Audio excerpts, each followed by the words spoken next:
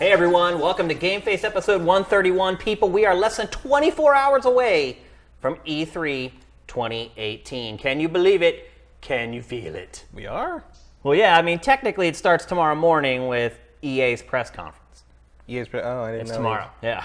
That's because we're not covering it live. Getting that out of the way. Yeah. Our E3 coverage schedule is up on Sifted right now. You can find it right on the homepage. Should be pinned to the top of everybody's Sifts right now. We will talk about it a little bit later in the show, exactly what we're going to do. I will let you know right off the top of the show, we are not doing EA's press conference live tomorrow. We'll obviously be curating all the stuff, and we'll have the live stream up on the site. But Matt and I are not going to be doing live commentary for EA. That's our punishment for EA for trying to extend E3 and EA did not receive the live commentary item out of their loot box they bought from us, so they don't get to have it this year. I actually went back and watched a little bit of our best of E3 wrap-up episode from last year.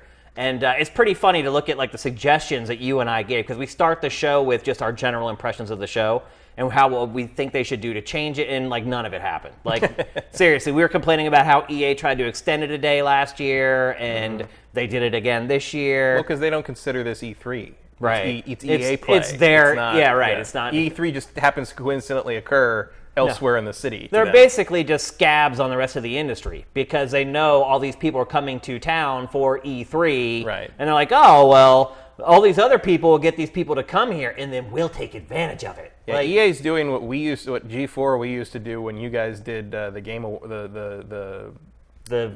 Spike Awards, yeah. Because all the developers would fly into town, so right. we'd shoot our Game of the Year special that week so they could all come over and accept the awards in person. That's hilarious.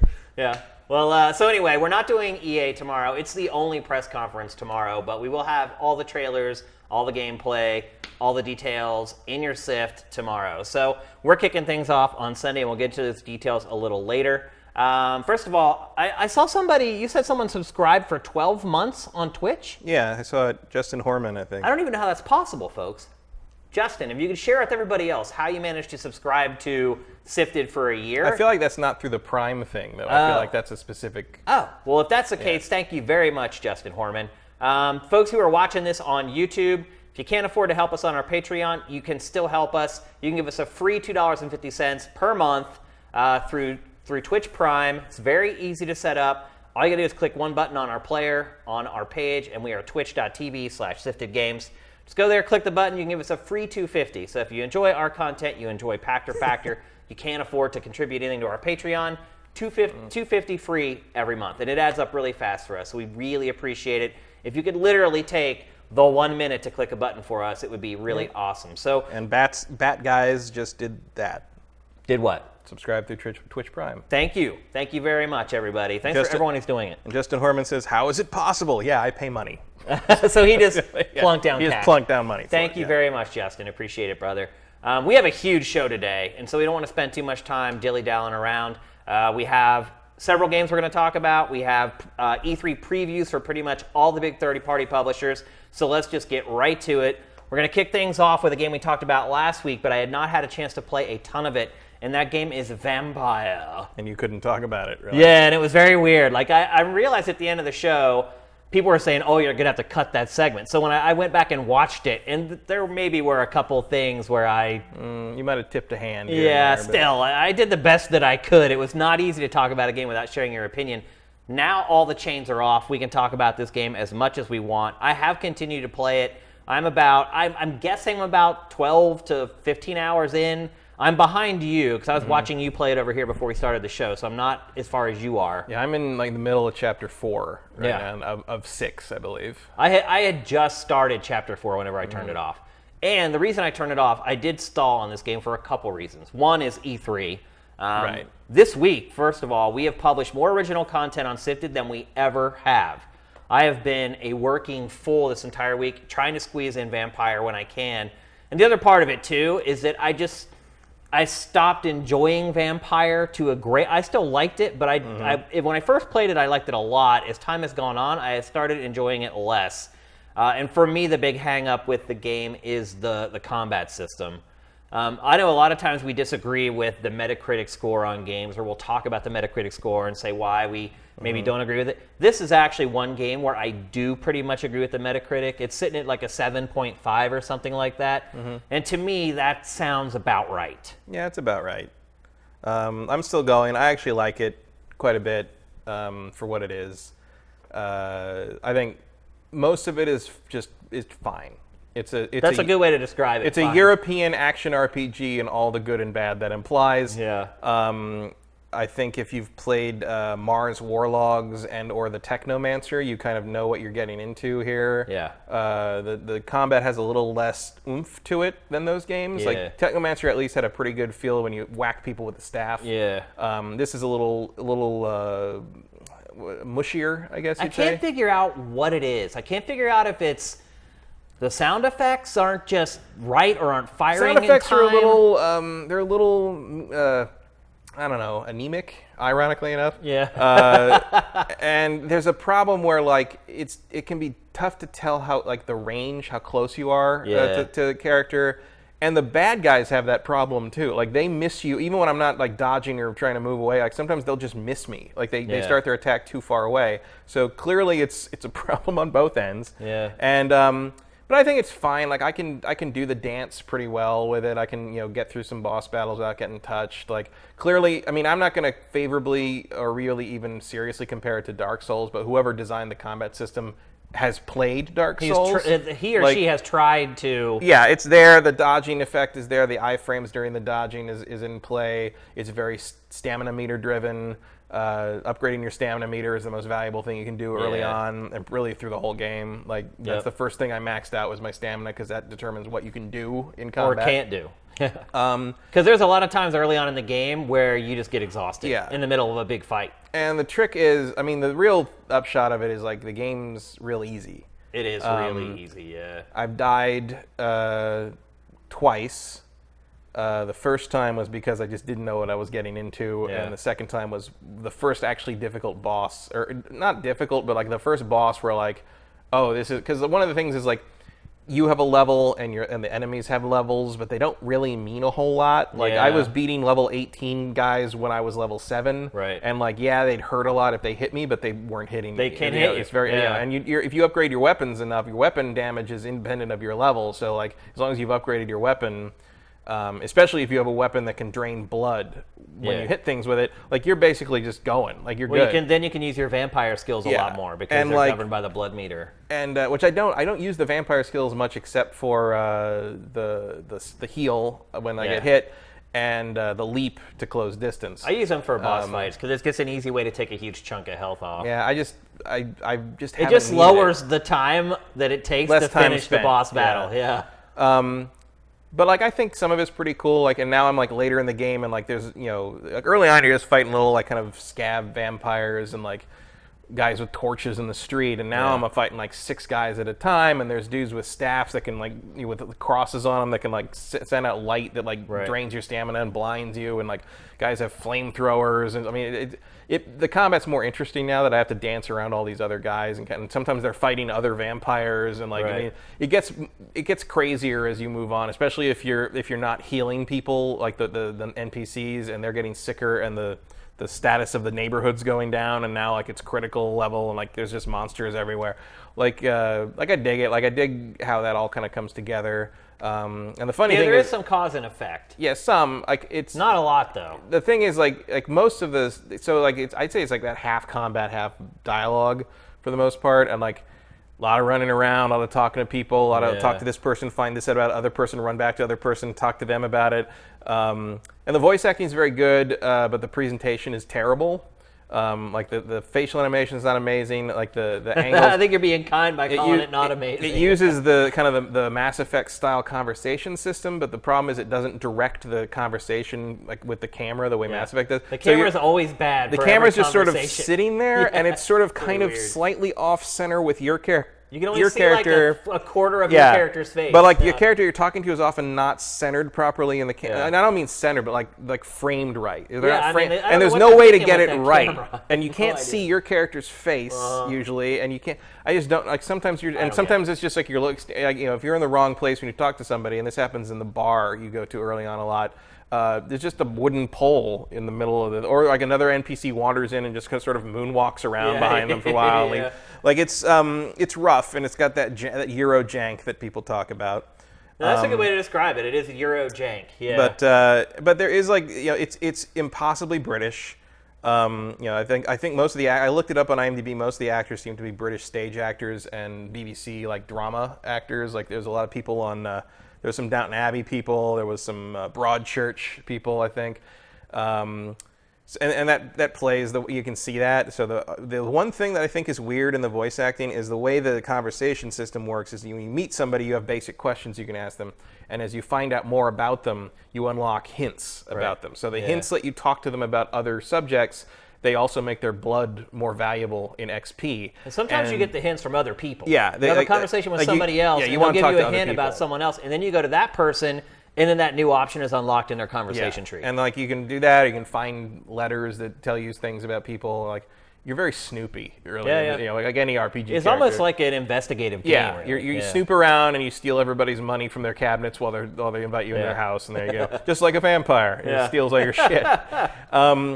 And the weird thing is, like when you ask, so when you talk to people, it's pretty normal. But then when you select like one of the blue, which is the hint options or blue conversation options, almost every time, Jonathan, your character, the way he says it, the tone is all wrong. He's not a nice guy. He's very forceful about it, and it's like even for things that don't make any sense for that to be. It's like you'll talk to this one patient in the hospital, and like he's an injured worker, and he talks about how his wife died from something like before the war, and and then like when you find out that his wife is dead, you have the option to ask him about what happened, and if you pick the option, tell me about how your wife died, and then Jonathan goes, tell me about your wife's death, Mr. It's like, whoa, hey, he's interrogating him. Like it's very forceful and sort of. It's like it's like the way all the hint dialogue startup things are delivered feel like the actor was instructed to deliver it like okay, you got him.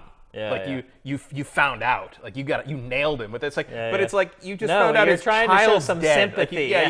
You just want to talk to him more and get to know him. And sometimes they're the actor, but sometimes it's just like admit it, you have a headache. It's just like okay, like sure. Yeah. It reminds me of L.A. Noire, where they changed, it was like that too. They changed I think the buttons you could use in the conversations were like truth, doubt, and lie. Yeah. And they changed the button names at the last minute, and like right before, like you see like beta footage, and like the doubt one is force, right? I think it was. Yeah. So it's more like you're playing bad cop kind of thing, which is why sometimes you'd be seeing things where like, you'd be like talking to someone and like you think oh, I don't think that's quite the truth about it. He's like, oh, we just weren't getting along, and like you'll say like, doubt, and then Cole would be like, admit it, you were fucking and over here in the motel. I'm like, whoa, Cole, hey, we're trying to just doubt. We just aren't sure what So there's a couple, in a game that's so conversation based and character driven, it's a little jarring. I would even say maybe if you actually clocked the time you spent playing this game, I might actually say that you spend more time in conversations and stuff than you do in combat. I think you probably do, although my game time's a little skewed because I didn't figure out how to sprint until about halfway through chapter 3. So I was just sort of jogging everywhere. The game does not do a good job of telling you. No. And so I actually went in and looked at like the mappings. I played for the first 30 minutes without knowing there was a sprint. Yeah, I saw it. I was like, oh my gosh, there's a run button. But then you don't even run that fast. Well, I actually found out because I looked something up online about a thing I couldn't figure out. I couldn't figure out how to get out of a certain area. Everything was locked, and I couldn't figure out how to get. I clearly had to get there because the story told me to go there, but I couldn't figure it out. So I looked it up online. Very hard to find information online. Like not a lot of people talking about this game or making strategy videos or anything. But I found like a little thing that was like a list of like things you should know about Vampyr, and like one of them was like, how do I sprint? I'm like, what? You can sprint? And to be honest, I don't use it all that much because it just drains Kills your stamina. And like you don't actually move that much faster, and it makes the frame rate go completely wonky on the Xbox One X. Yeah, and not just on that. I mean, technically this game has a lot of problems. Yeah. It runs not well. Yeah, but it is sort of like, we talk about, and not just us, but we talk about that kind of thing about how there's no B-list games anymore. Yeah. Like there's no like mid-tier games. Yeah. And this is a mid-tier game. It is. Like this is definitely sort of the kind of thing that nobody makes anymore, and I appreciate it for that. And the story definitely has some merit. Like if you like kind of the vampire gothic sort of intrigue. I mean, everybody's impossibly British in this game. Yeah, like the Jonathan, like you come to like a gate, and he's like, it's locked up tight, and I'm like, you can turn into mist, dude. I've seen you do it. And he's like, no, it's locked. I'm like, Video game it's like, what? It would be contrivances, rude? Like, yeah. it's like, you know, I've seen you teleport through Yeah. things. You can just go through the, no, there's not going to do that. That would be wrong. Eating this man is fine, but going through that locked gate and somebody, I mean, I think they try to kind of explain it as like, oh, vampires can't enter if they aren't invited. But it's like, you never get invited in. You just eventually go around the back and open it. That's not the same thing as being invited in. Yeah. Here, one thing I would say, and I agree with you, this is kind of a B tier game. Although I think is it full price? I think it's full price on consoles, but it's $49.99 on PC for some reason. $10 cheaper. We talk about something else that's hard to quantify on the show sometimes. We talk about how some games do or do not have a soul. Mm-hmm. And I would say this game absolutely does have a soul. Yeah, I think you can definitely feel that like the people who made this game really wanted to make this game. Yeah. I think it's a really good vampire game, which we do not get it's not anywhere a lot of good near vampire enough games. of. It is not Vampire the Masquerade Bloodlines, No. But I think it's in the same family. Yeah, like absolutely. It's clearly influenced by that. There is a lot of terminology that makes me think that the people who made this are Vampire the Masquerade fans. Oh, yeah. They probably wouldn't have made it if they weren't fans. Yeah, I mean, they use the embrace and all those kind of things. There is sort of a masquerade idea going on. And it's there's a lot of vampire politics later on in the game. Yeah. So yeah, like it's not something I would say is as good as Bloodlines. It's not as well crafted, and I mean Bloodlines was janky as hell too, but it's been patched up by fan patches to be a pretty great game now. But there's not the freedom of like in of anything, right really. In Bloodlines you have the thing where if you play a Nosferatu you're stuck in the sewers, you can't go up, that changes the game completely. If you play a Malkavian you're crazy and all your dialogue choices are weird, and so like there's nothing like that. No.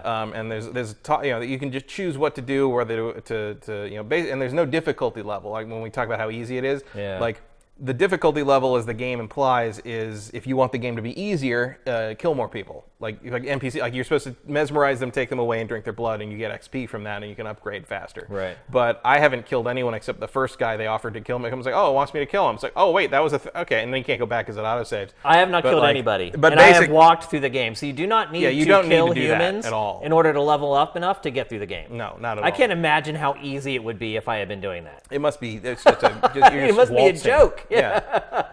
And so that's not really an issue. There is an achievement for finishing the game without killing anybody. Yeah. Killing NPC, like you kill people in the street in the generic thugs in combat constantly. But there's a difference between doing that and feasting on. If you can have a conversation with them, you have an option. Right. And really the only major changes that happen to the game world are based around the pillars, which are there's 4 areas of the city, and each city has there's a bunch of people there, but there's also a pillar, which is like the most important person that holds that whole community together. Which is funny because there's 4 pillars, and in the Vampire series Legacy of Kain, there were the Pillars of Nosgoth. Interesting. Which I'm sure they played all vampire games getting ready for this one. So my Legacy of Kain sense went off when I saw everyone as a pillar of the community. Oh, I see. So like if you take someone who's a pillar out, like it very strongly affects what's happening in that borough or that district, and stuff can go real wrong real fast. But that's kind of part of the fun, is like seeing, I decided to do this to this guy because he was a monster, and now there's like one guy who like if you do what you think the right choice is, it turns out very, very badly for everybody who lives there, and if you do what seems like the monstrous choice, everyone comes out much healthier. The decision making is not clear cut. No, and you the hints that let you know people more and get better blood out of them. Like you can make the wrong decision and say the wrong thing to them and lock hints out and never get that character maxed out. I would like to see more of that though in the game than there is. Yeah, it's it really doesn't feel like you're making choices that make a difference more than about once a chapter. Yeah, I would say, which is fine. I mean, it's not better like than nothing. Right. It's not, but it's not like. It's not like Life is Strange, their previous game, where like every scene you felt like you were doing something and that was going to come back on you, and it did matter. Yeah. Like, that there's not as much like blank will remember that kind of stuff happening, like in a Telltale game, I guess. Yep. But I enjoy it. Like it's actually I've enjoyed it. I just got so busy that I ended up having to say, okay, do I want to spend more time on Vampyr, or do I want to get E3 prep done, pre-E3 content out? And I was not having enough fun with Vampyr to convince myself to sacrifice the time I could spend working, because any hour I played Vampyr this week was another hour I was going to stay up that night. So. Right, but if you're not running your own website, yeah, exactly. I feel like this is a pretty good use of your time if you're willing to put up with some lower than God of War production values here and there. That's an understatement. But I mean, I think how much would you pay for it, Matt? I would pay 40 for it. I'd be cool with $40. 40 is a good price for this. Yeah. I mean, I paid 60, but Yeah. like, what are you gonna do? Yeah. But I think I would be comfortable recommending it to anyone interested in it, into that subject matter and the vampire thing and the If time you like, setting. if you're into vampires, just buy it. Yeah. Because there are no other choices out there. This is it. I mean, how long has it been since we had a good vampire game? Yeah, and if It's you been a long like time. that kind of like gothic sort of romantic vampire thing, like it's gonna do. I mean, It's probably worth my full girlfriend's price. been playing it a lot instead of anything that takes her away from Overwatch is impressive. And if she likes vampires and kind of the gothic, she loves the original Bram Stoker Dracula and all that, and this seems to be pleasing her. I So, could see that, absolutely. So I think if it's more about the subject matter than whether you want to play a badass vampire combat game, because that's not what this is. Yeah. It's very much the combat's there to keep you going and keep you leveling up or and getting crafting components. God, there's a lot of crafting in this game. Although I never felt like I was like deprived of components. I felt Again, I didn't really need to craft that much either. Well, I craft Like a lot they of gave me new remedies. weapons enough that like I didn't really need to upgrade them a lot. To Most get of my through the game. crafting is crafting disease remedies for all the people Cures in town, and- because like they constantly get sick because it's not Victorian London, it's post World War I London. Which means it's right after the Spanish flu or whatever. During the Spanish flu, which is a clever setting choice to explain why there's almost nobody in the streets. Yeah. We know why for real though. Oh yeah. But it's probably better than it should be. Yeah. But that doesn't mean it's amazing. Like 7.5 is a pretty in the 7 to 10 scale. Right. Is a pretty About fair option. And like again, if you have like if you're a player who's like been through like stuff like the Technomancer, like you know what you're getting into here. I played that whole game, all 60 some hours. Also a long game. Like Yeah. this is not like a quick like it's a 12 4-hour or whatever. Yeah. This ain't Life is Strange. This No. is not like a quick let's get through the narrative and we're done 5 hours later thing. This is a full-fledged action RPG. Is a commitment. Absolutely. And there's no fast travel. Nope. For some reason. I mean, I wouldn't expect it that much because it is kind of a linear game. It's not an open world game. I would say it's an open world. I mean, it's a big. I guess technically it is. The level design isn't what most people expect from an No, open there's a world lot of game. places. Well, certainly not a modern one. Like there was a time when open world games did lock off a bunch of the world from you until you progress a certain amount in the story, and then at a certain point, people got sick of that. And I think Assassin's Creed finally learns, like, okay, just let people go where they want to go, and they'll figure it out. But there's like moments where there's side quests in this game that send you all over the place, and sometimes it's a place that the story stuff already happened in. And if you got to go to Southwark, You gotta run. you got to go all the way up down the Southwark Bridge, all the way down south over there. You got to figure out where that thing, and then you got to go all the way back. And like it's that's like a 10-minute trip. And the quest markers aren't the most accurate in this game. No, they like to send you to a place and be like, okay, it's somewhere. Yeah, Go and then they look. don't tell you whether it's above you or below you either. There's no visual indicator. There's a little arrow. Oh, I didn't even notice Yeah, that. there's a little tiny arrow over the icon. Oh, I but didn't like notice. usually when you get close enough to something to be in its area, It disappears. and Yeah. it just says, oh, it's around here somewhere. Yeah. So like you got to figure it out. I feel like it wasn't like super holding my hand through a lot, but I got stuck a few times like trying to figure out where it wanted me to be or what I was looking me for. too. But it was pretty good. I still don't know what I'm supposed to do to save that damn flower in my office. Like there's an achievement for it too. It's like 0.06 people have it or something. Yeah. Well, the funny thing was when this month started, we did Dossier, which goes through all the games that are coming out for every platform for that month. It's not a great month for games. So I could see myself once kind of the E3 insanity dies down, I could see myself going back and coming back to this game and finishing it. Right now, there's just bigger fish to fry with E3 literally starting tomorrow. Yeah, there's not a whole lot coming out this month, I guess. Nothing big, really. We'll talk about another one here in a minute that's coming out this month. I thought there was one thing I was looking forward to later in the Crew month. 2 comes out this month. There was That's something, probably the biggest game of the month. I would say so. There was something right after E3 that I was like, oh, I'm looking forward to that. Now I can't remember what it was. So you can It must not be that great. see how high priority that was exactly. for me. Yeah. But there's something right after E3 that I was like, oh, I'm looking forward to that. And the Crew 2 maybe. Yeah. I kind of want to play it at E3. That's coming pretty much right after E3. It's like I think it's like June 30th or something like that. I thought it was a 20-something for It's the Crew 2. it's the last release day in June. Oh, It's really? the last I thought day. it was in the 20th. It's right at the end. Interesting. Well, we got to move on. We have too much show to get to today, but I think you got a good idea between last week's show and today how we think about what we think about Vampyr. So I would buy it for $40. If you're a Vampyr person, I'd be okay. Yeah. Or I mean, If you're a honestly, Vampyr person. like one of my other friends who's playing it is he teaches like Victorian and early 20th century English lit. Yeah. And like he loves it. Yeah, I can so, see like, that. I mean, it's like if you look at that and you're like, this is my wheelhouse, like I feel like you're going to be happy with it one way or the other, no matter what you pay for it. But if you're just sort of looking for an action RPG and you kind of like vampires, you're like, oh, that's kind of interesting. Yeah, wait. I think you're going to get a pretty good price on it in about 6 months. I don't know if you have to wait that Maybe long. not even that long. Yeah. Maybe you might be down in the $22 range already in 3 months, like A Way Out is. Right. Which I called. Yeah, you did. Absolutely. All right, so here we go. We're going to talk about our first third-party publisher for our E3 previews. We're going to talk about Ubisoft. Quickly becoming, if it hasn't been already, my favorite third-party publisher. Bethesda certainly is up there.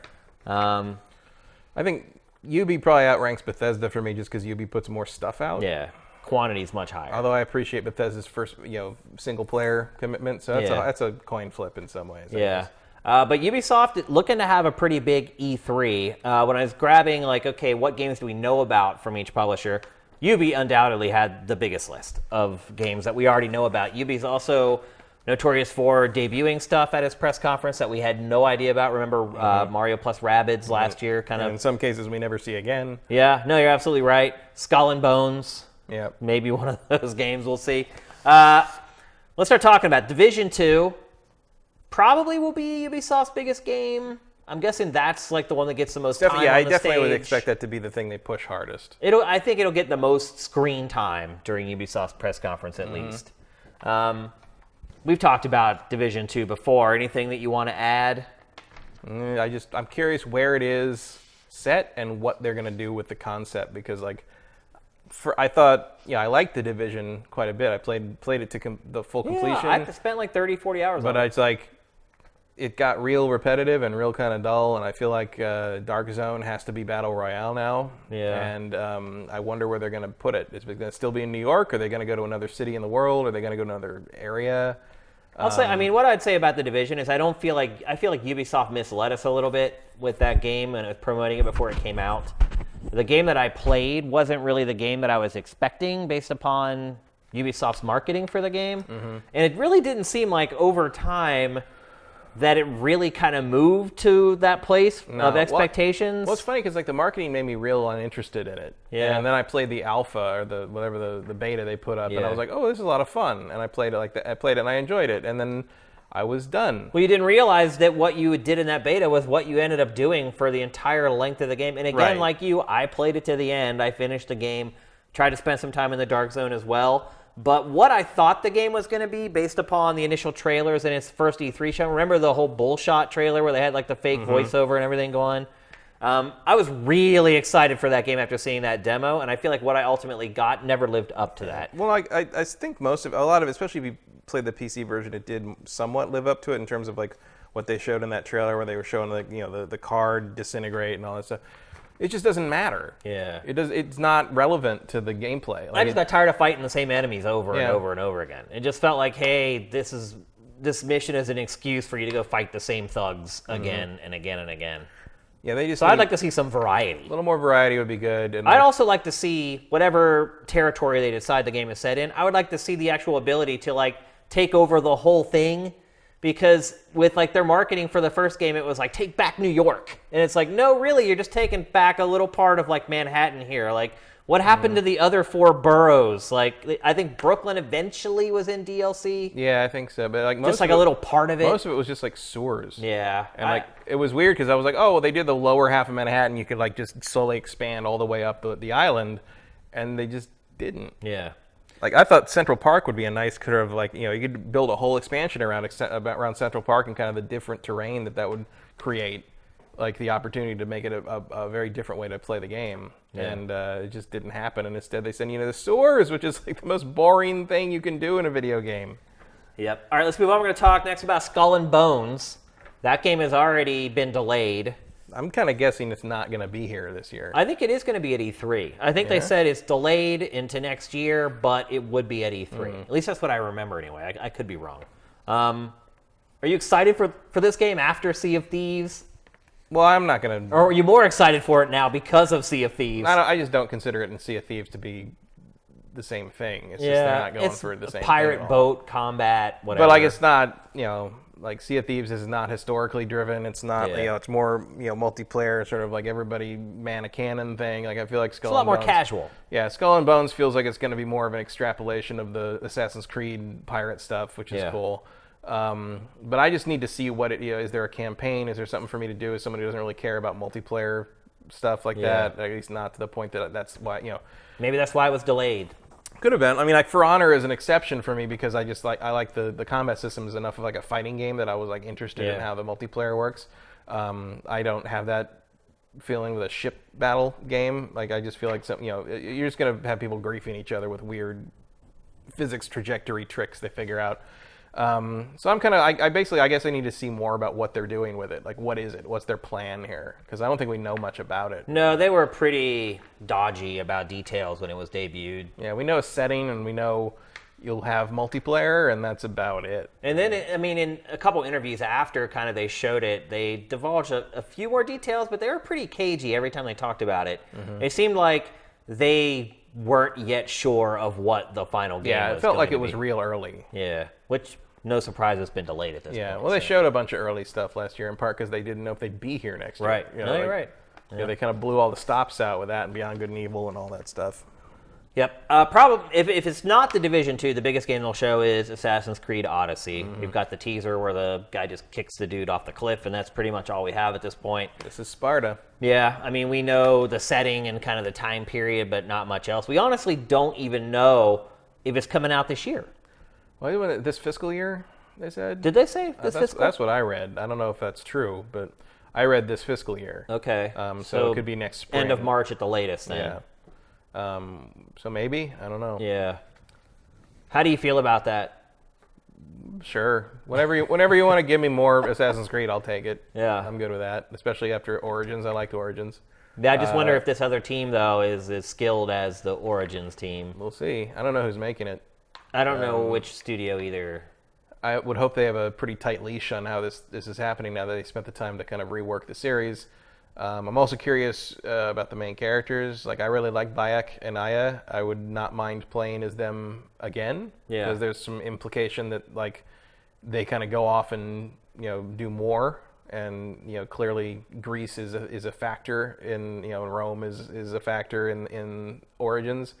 So it would be interesting to see them kind of, like, continue the story. I think Assassin's Creed was at its strongest when they were continuing the story of Ezio over the course of a period of time. No, I absolutely agree. I think sticking with one protagonist for a couple entries is far better than just jumping around from one to another. Although I would like to be able to play as Aya in more than just annoying ship sections. Yeah. And I feel like one way or the other they'll do the syndicate thing where you can choose between the male and female assassins. That's also my guess. But yeah, it should be a big part of their show. We shouldn't have to wait much longer to learn more.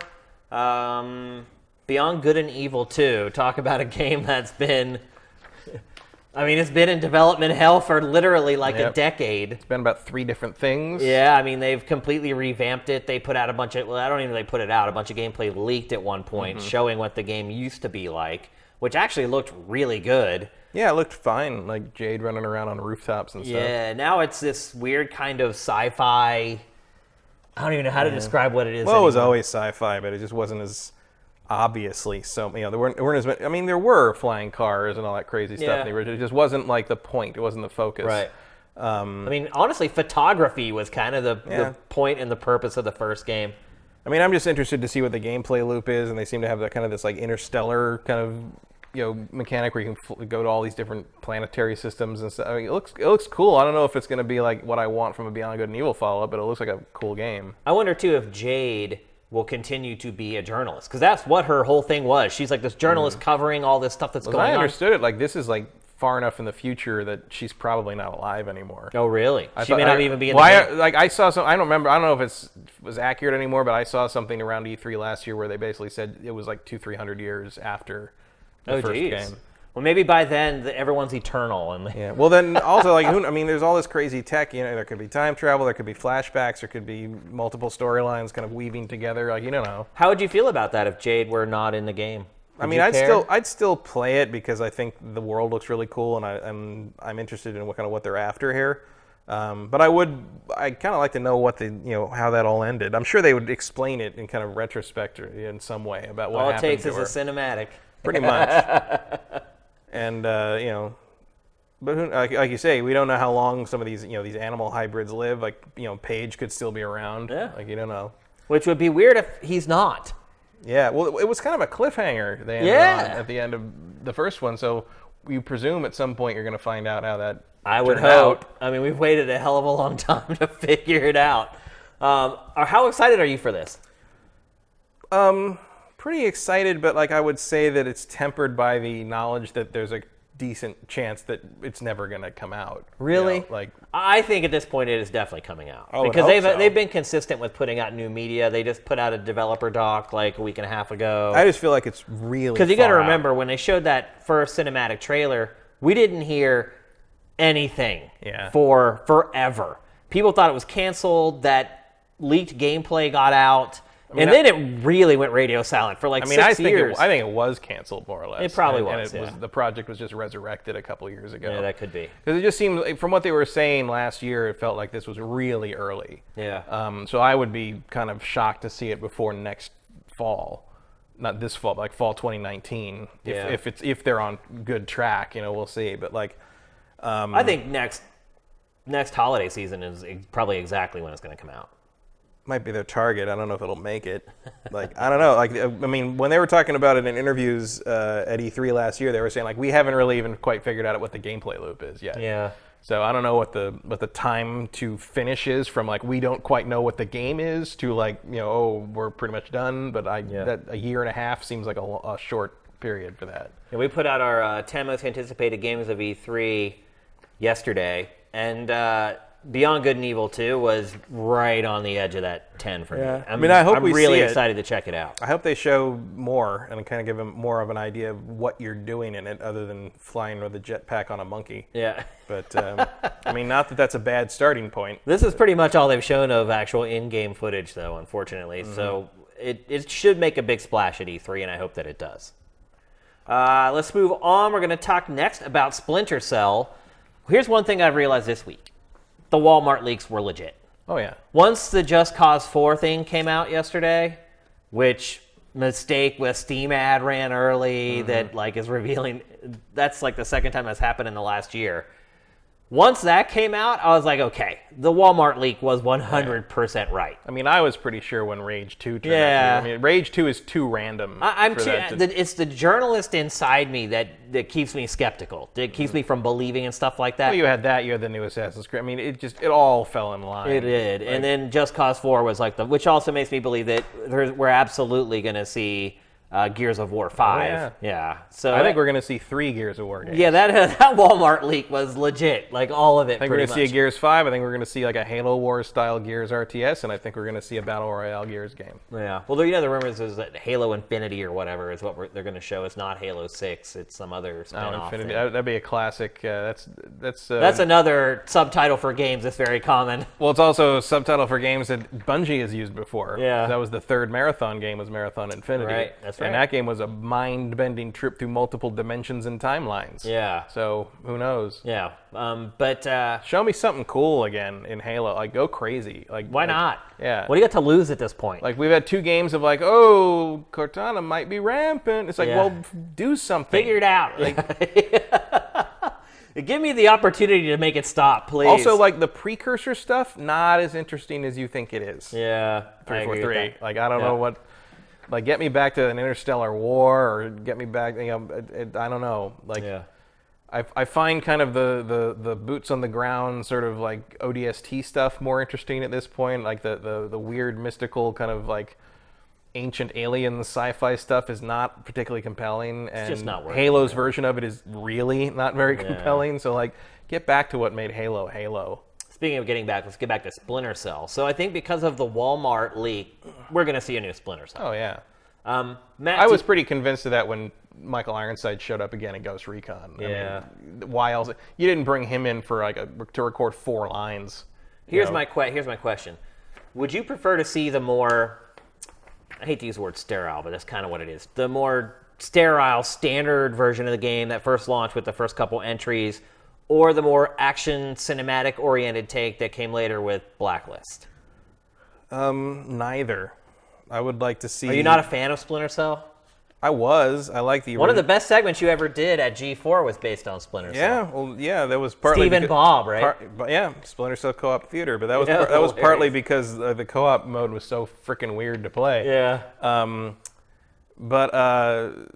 I mean, it was like the old version of the games were really stiff and kind of, sterile. You never quite knew when a headshot was going to work sometimes. Like, it was mostly just like, wow, it's really pretty and the lighting's amazing, because like a lot of it was just basically trial and error. Yeah, and then like it's like, now I shoot this light bulb, now I go into this shadow, now I creep up along the wall, now I take out this guy. But I didn't think Blacklist really did it many favors. It felt I don't know. It felt like a Mission Impossible game. It did, and absolutely. Like, it just didn't feel like Splinter Cell anymore. And so I would like to see them kind of take the Splinter Cell concept and do something new with it, and not just sort of fall into that same like, oh, cinematic action thing. And I don't know what that is really, but it's not my job to know what it is. Yeah, exactly. But like, I would like to see it become something a little more. I guess technical would be, like, demand a little more skill, maybe a little more in the realm of like the old Thief games, where you could muddle your way through, but like if you really wanted to play it the way you're supposed to play it, like, it took some practice, it took some thought. I'd like to see them do something like that. I don't know if they're going to, because that's not really how UB rolls these days, but like, if they're going to make another Splinter Cell game, it needs to be there needs to be a reason why it's a Splinter Cell game, and not like, say, just another Watch Dogs or another Assassin's Creed. Like, you got plenty of games where you can like sneak up on a guy and stab him in the Ubisoft catalog, or sneak up on a guy and shoot him. Well, it's kind of funny because a lot of Ubisoft's IP has kind of turned into Splinter Cell. Yeah. I mean, a lot of them have stealth mechanics in them. Yeah, I mean, the Splinter... That DNA has fallen down the family tree at Ubisoft. Well, and like having Sam Fisher pop up in the Ghost Recon Wildlands, I mean, that makes a lot of sense, because you are kind of doing that. And I mean, it's squad-based, and there's firefights can get much bigger and louder in that game. But like, when you're sneaking into the compound and trying to like get what you need without alerting it, like, it feels very much like Splinter Cell. Yep, it does. So they're going to need to find a way to make that work that doesn't make it feel like a repetition of the other games they make. But it's funny because it's the original. Right. Really, the other games have taken those elements from it, but now you're right. We're at a place where Splinter Cell needs to reinvent itself because those elements have trickled down into so many other franchises. What I would really like to see is like kind of the new twist on the spies and guards multiplayer they did. Yeah, I forgot about that. Where like and it was an early version of asymmetric multiplayer where like both sides had completely different abilities and different goals, but like it all kind of worked together. I think they could do something pretty cool with that now. Yeah. They could do something really cool with that if they kind of put their heads down and kind of figure out, okay, how do we do this, but also kind of incorporate the battle royale idea. Yeah. I think Ubisoft is going to be a battle royale machine. I don't think they're going to be alone in that one. No.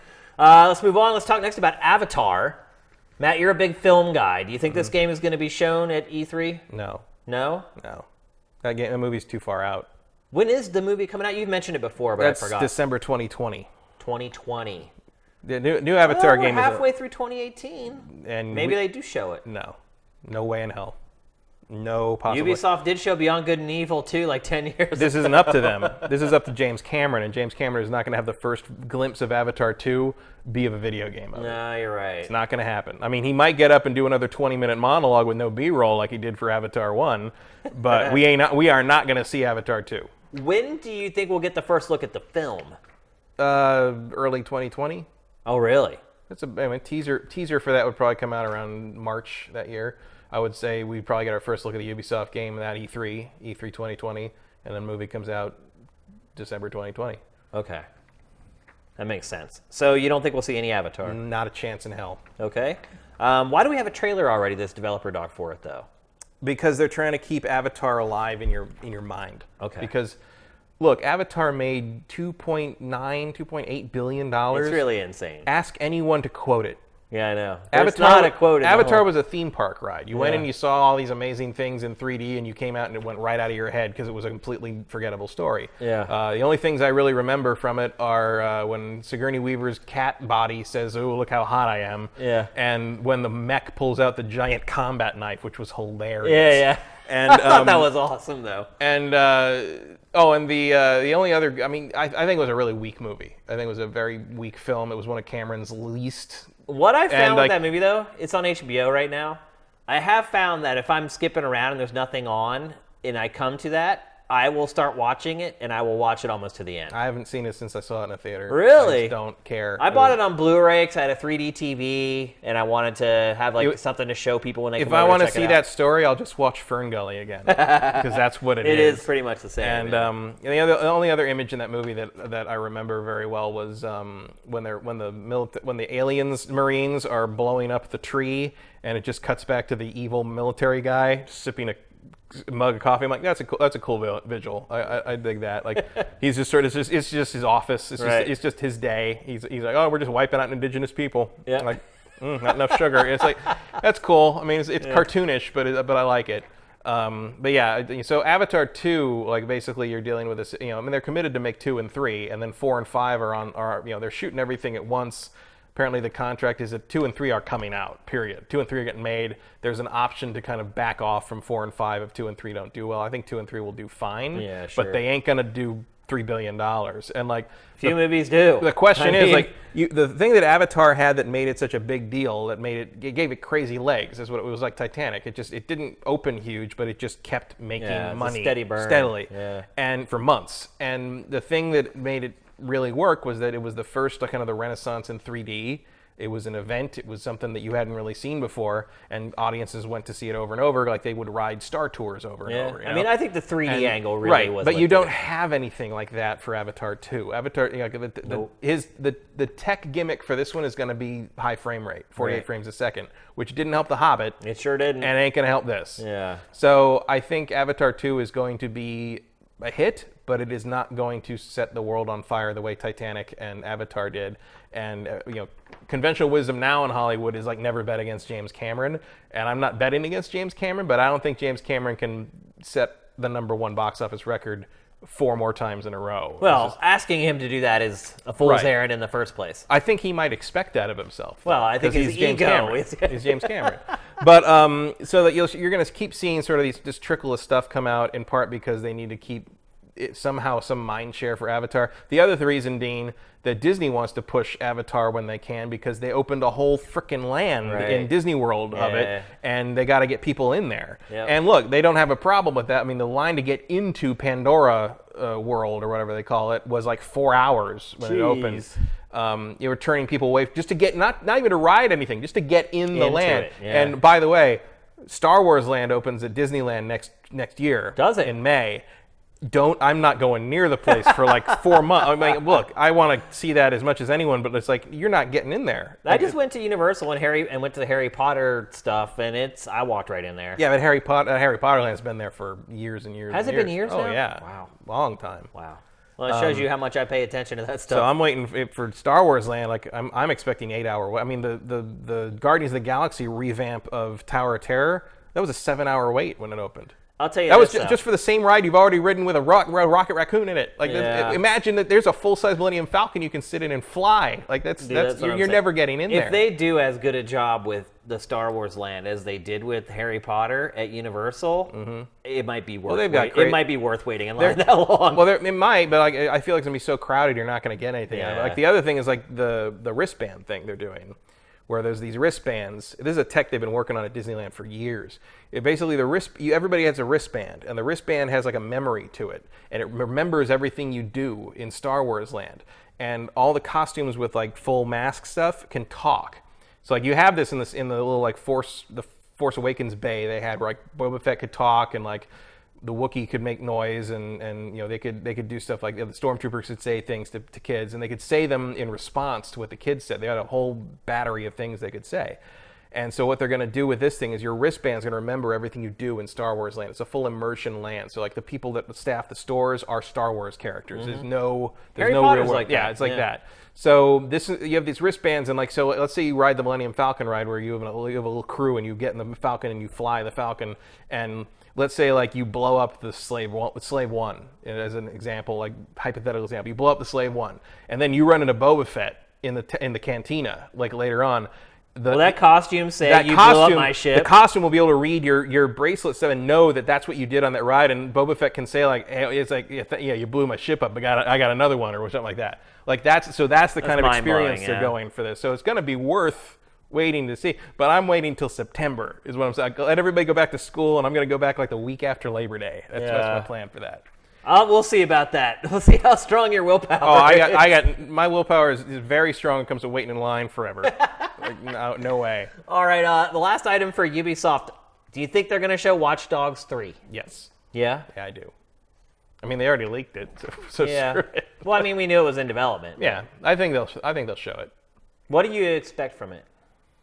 I expect them to kind of revamp the tone a little bit. So the first game was like almost was dour. Yeah, dour, dark, gritty nonsense. The second one went second one total was, overcorrection. Yeah, total like went all the other way. It's like this wacky fun zone, Irreverent. Except you're killing people. Yeah, It's like, oh, hackers are just such cool dudes, kind of But thing. they kill people. Like sometimes, but like also like there was a tonal problem where like Marcus, I think was the name of the guy you play.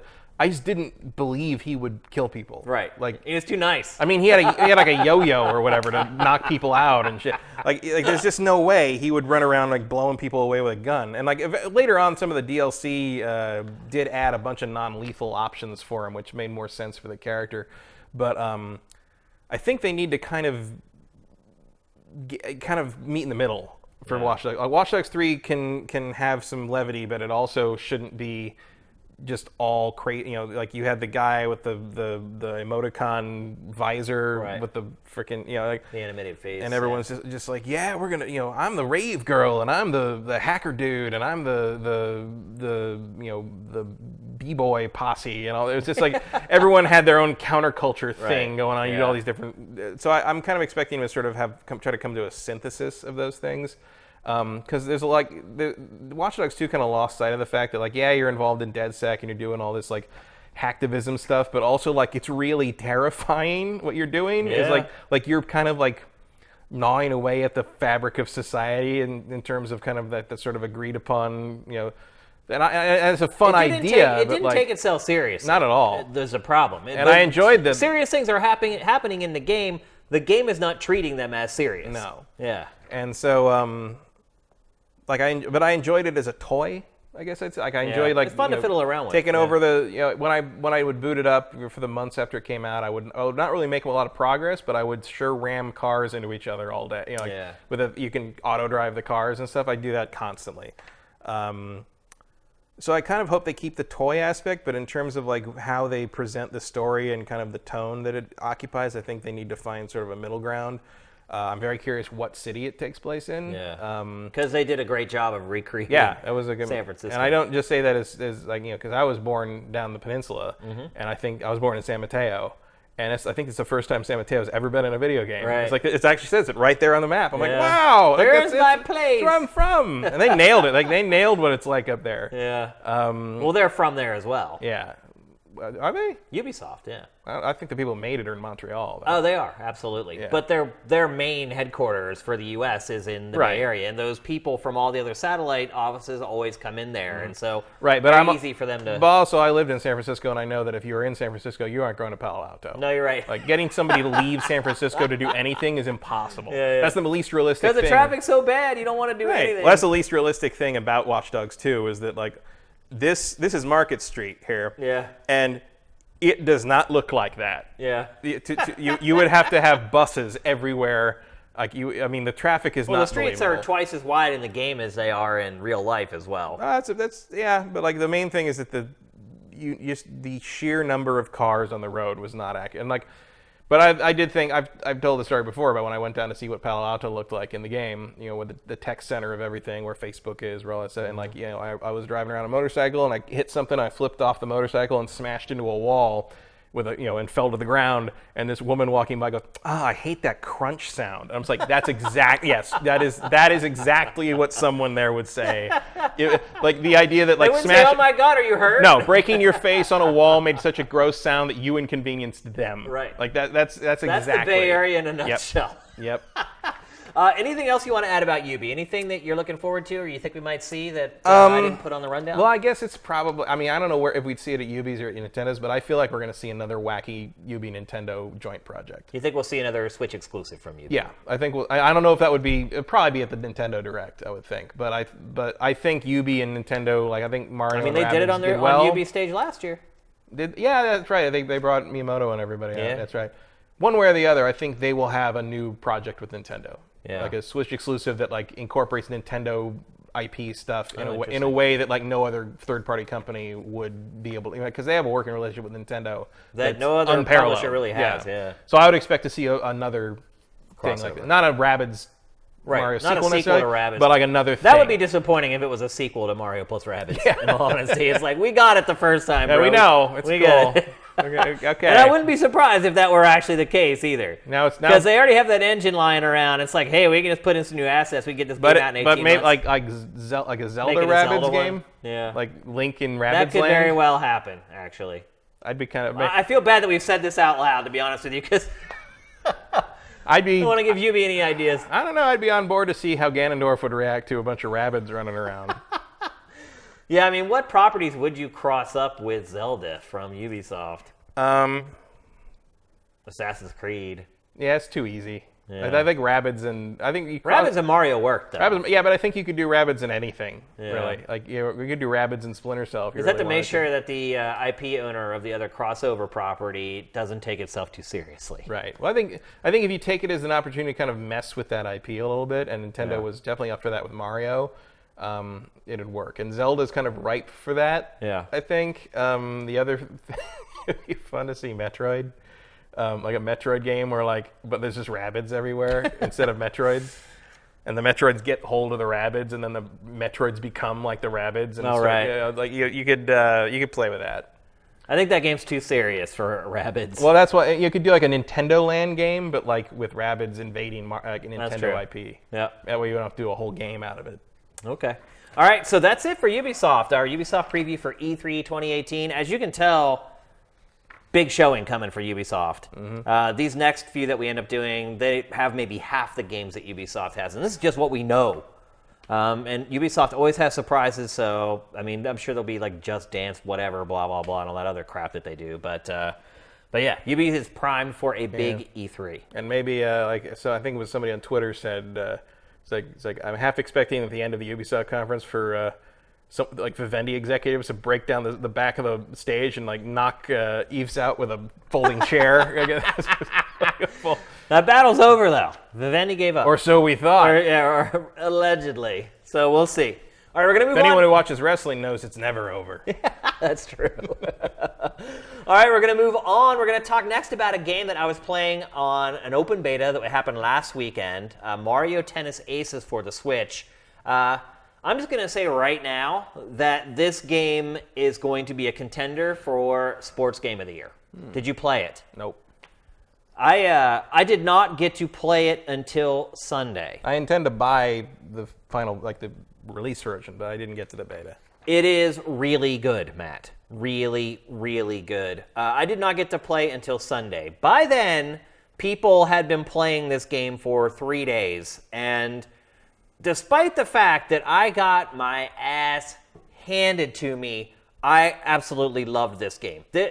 I cannot believe that this is the same studio that made the Mario Tennis game for the Wii U. It is like night and day compared to those games. This game is crazy deep. Like, it's so funny. If I need a better illustration of how much video games have evolved since they first started, there's no better comparison than comparing Pong to Mario Tennis Aces to see how far gaming has come in the last, I guess, 40 years at this point. It took me a long time to learn how to play this game, which may seem crazy because it's a Mario sports game. Usually pick up and play, good to go. And sure, if you just want to whack the ball back and forth, you can just use one button and run around the court.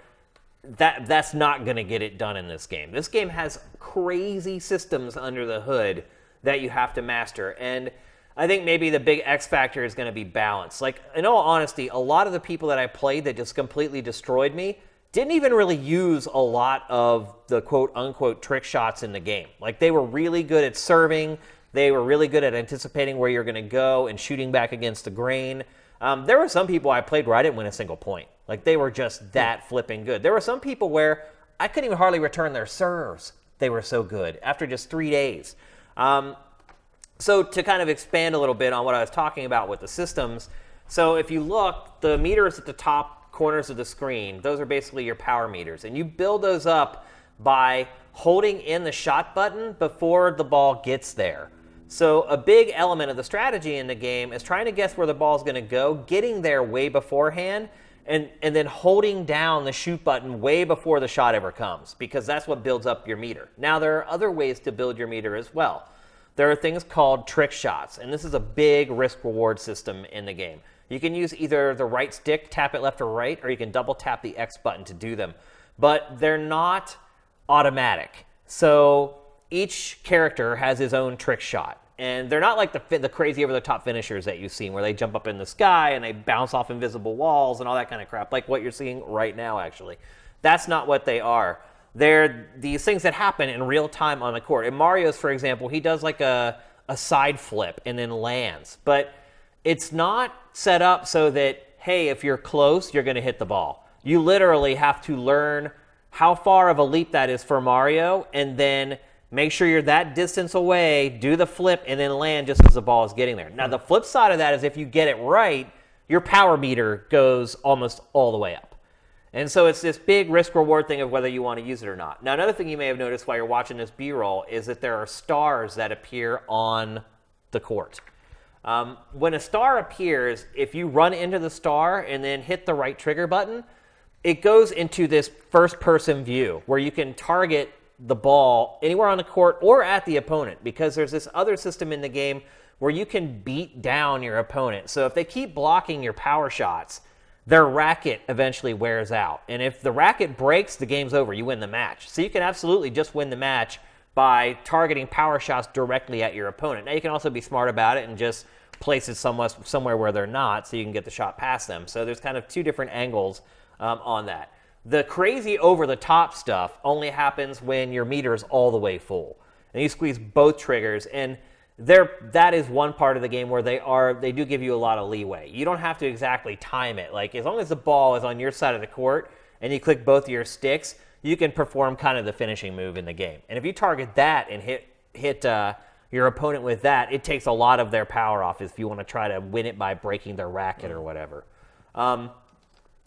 So yeah, lots and lots of systems run underneath the hood here. There's also a thing that you can use. If you squeeze the right trigger during normal play, it slows everything down. So if you don't think you're going to be able to make it to a ball, you can squeeze the right trigger and everything else slows down and you run at normal speed, but it comes at the cost of your meter. So again, there's that risk-reward going on in the game. It literally took me a good hour and a half just to come to grips with all the systems in the game and start learning how to use them. There you can see that was like the power shot that I got from hitting the right trigger when I got to the star. And then that's controlled by gyro, or you can control it with the analog stick. I turned it off, the gyro, at first. Found it was really hard to aim it with the stick, and went back to the gyro controls, which is maybe a first for me ever for a game like this. Usually I end up hating on the gyro controls. The demo that I had, I only had like 5 characters to pick from, but I started playing other people who had unlocked other characters. And like I said, each character is different. It changes like their trick shots, it changes their finishing moves. They have different attributes for speed and shot power.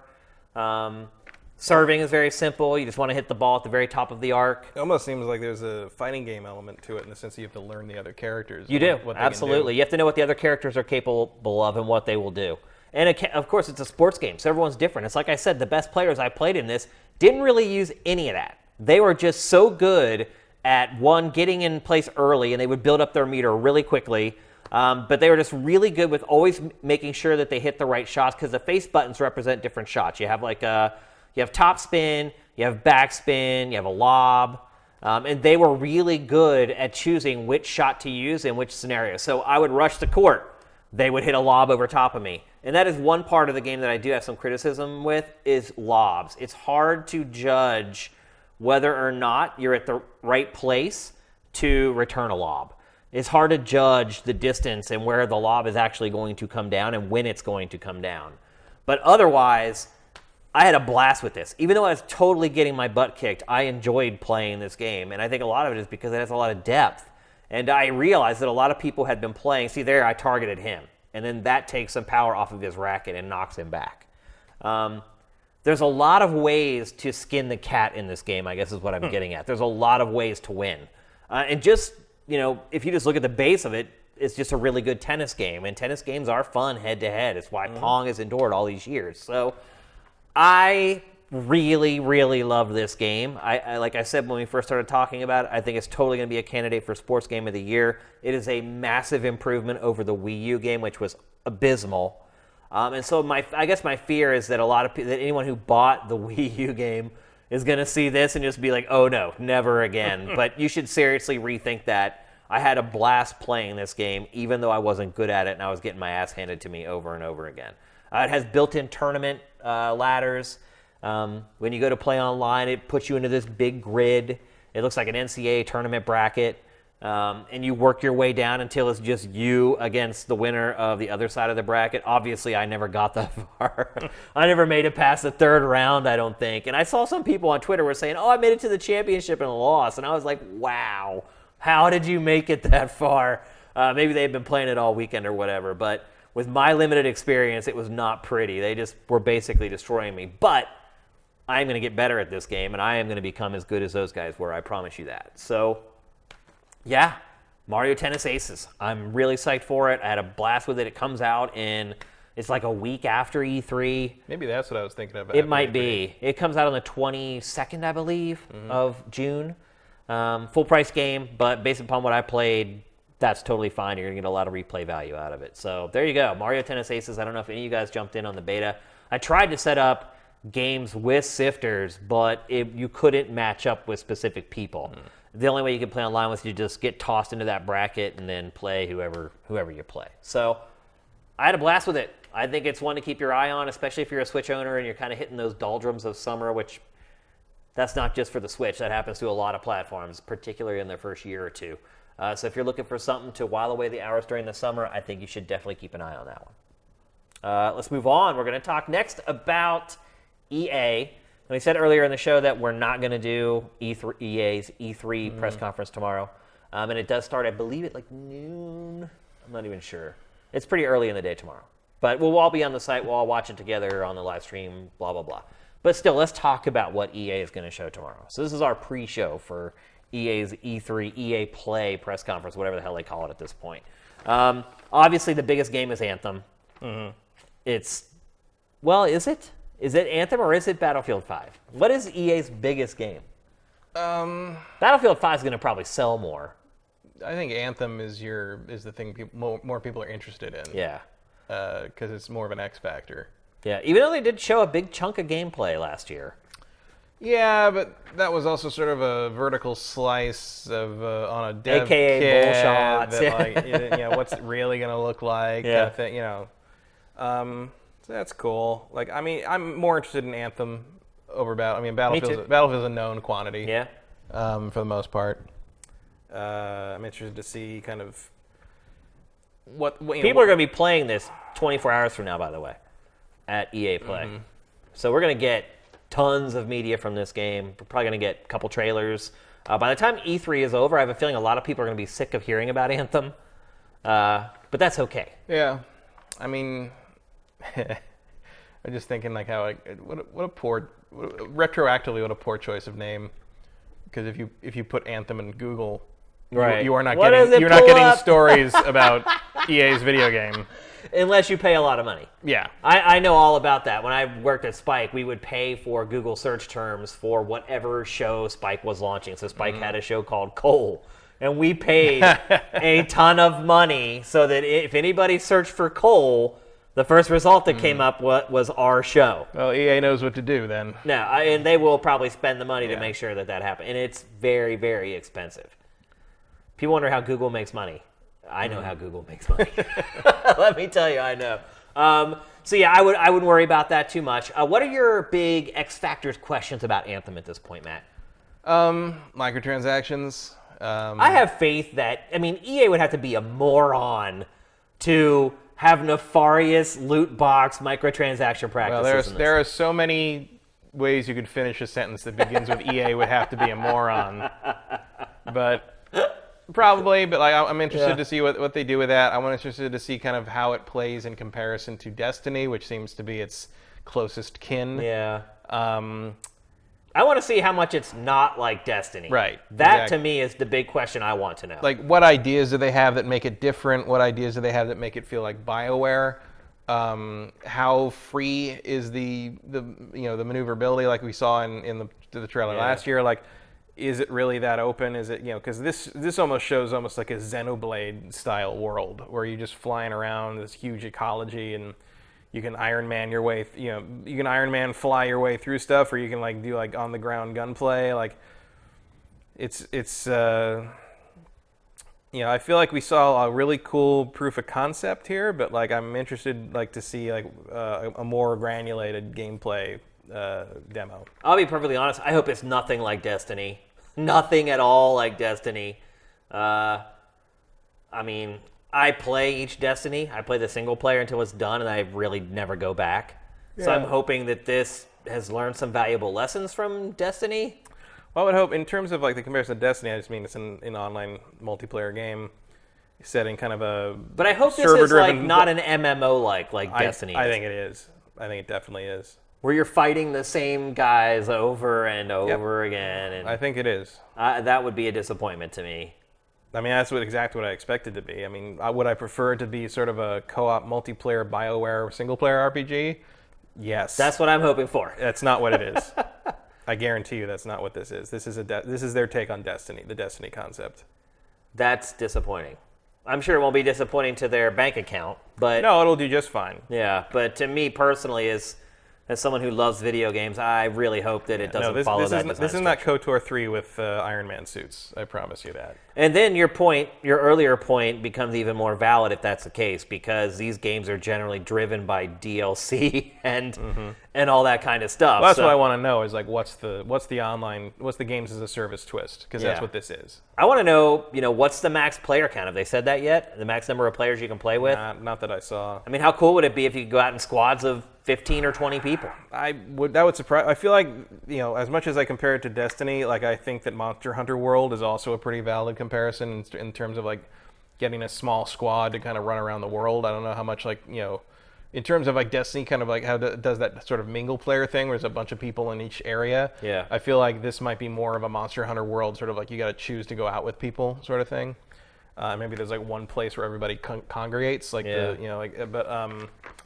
yeah, I don't know. There's different ways you can go about that, and I guess it depends how they think it works best in this context. I'm also interested to see like what the different kind of suits you can use, or how customizable your outfit is, because you obviously.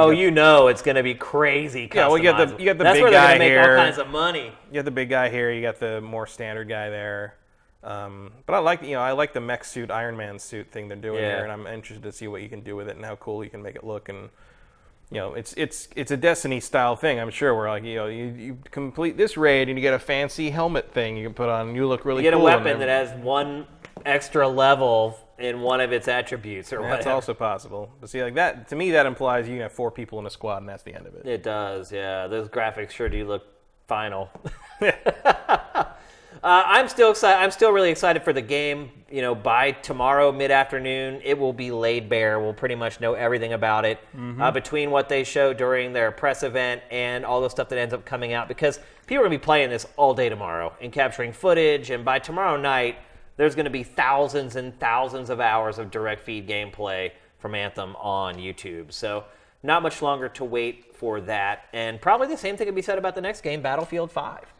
I'm guessing they're going to have tons of kiosks there with direct feed for folks. And well, they've traditionally had like a big, huge, maximum number of players sort of arena that you wait in line in and go play. And, yeah. Are you going to go to EA Play tomorrow? I don't think so. Yeah.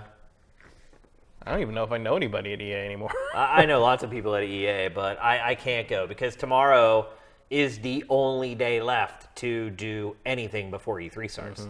And once E3 starts, it's like I was talking to my wife last night. We were eating dinner, and I was like, after tomorrow, like you're not gonna see me for like a week, 8 days, or something like that. And she always freaks out about it, even though it happens every year. She always freaks out. I don't like that. I'm not gonna see you. I'm like, it's like this. This is how it's always been. But yeah, so tomorrow is my day to like do laundry. For instance, I'm in definite need of doing laundry. Like, I had no clean shirts to wear, and I saw this sitting in a stack, and I was like, oh, screw it, and I just put it on. It's Bandicoot time. Yeah, you know how much I love Crash Bandicoot, right. So here I am rocking this shirt. So I need to do laundry and just get my car, just all the stuff I need to do before the week kicks in. So. I think my girlfriend likes it that I'm gone for as long as I am. Well, she has the run of your home for... Yeah, well, not this year, because we're here. Right, yeah.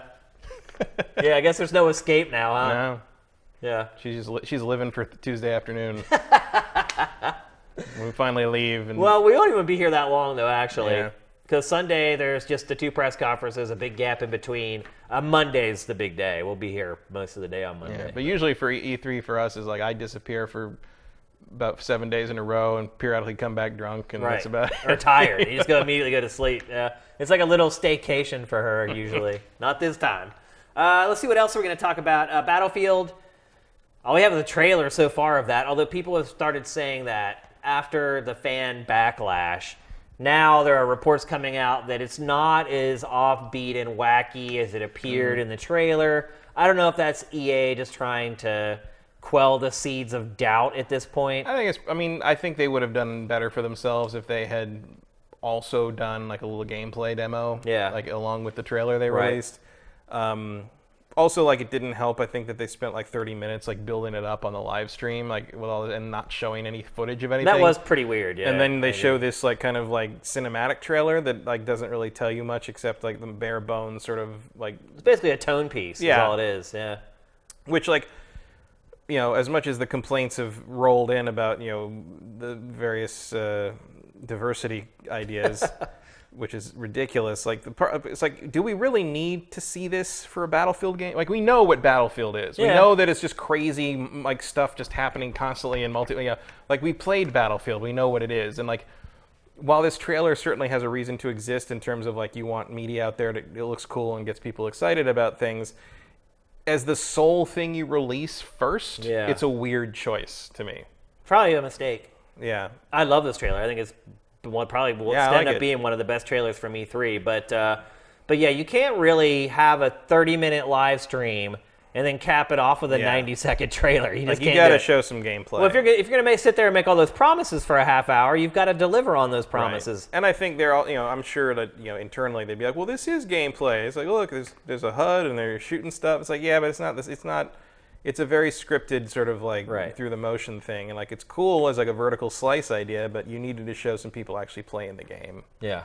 Even if it wasn't live, like just show some raw actual footage. Real raw gameplay. Even if it's not even part of the presentation, just release raw footage to the outlets and let them put it up and or let YouTubers put it up. Yeah, like whatever you want to do. But like I just felt like, while I think the trailer's a good trailer, I do understand that like, you sit through like half an hour, 40 minutes of like, corporate speak basically, and then your reward is like a 3-minute trailer. It's like, Battlefield sure is crazy. It's like, yeah, I know about that. It's like, come on, like, give me some information. Yeah. And so we're about to get it. yeah, I think they'll blow it out. 12 hours, 18 hours from now, we'll know a whole lot more about it. Yeah, I think they'll blow it out. It'll be okay.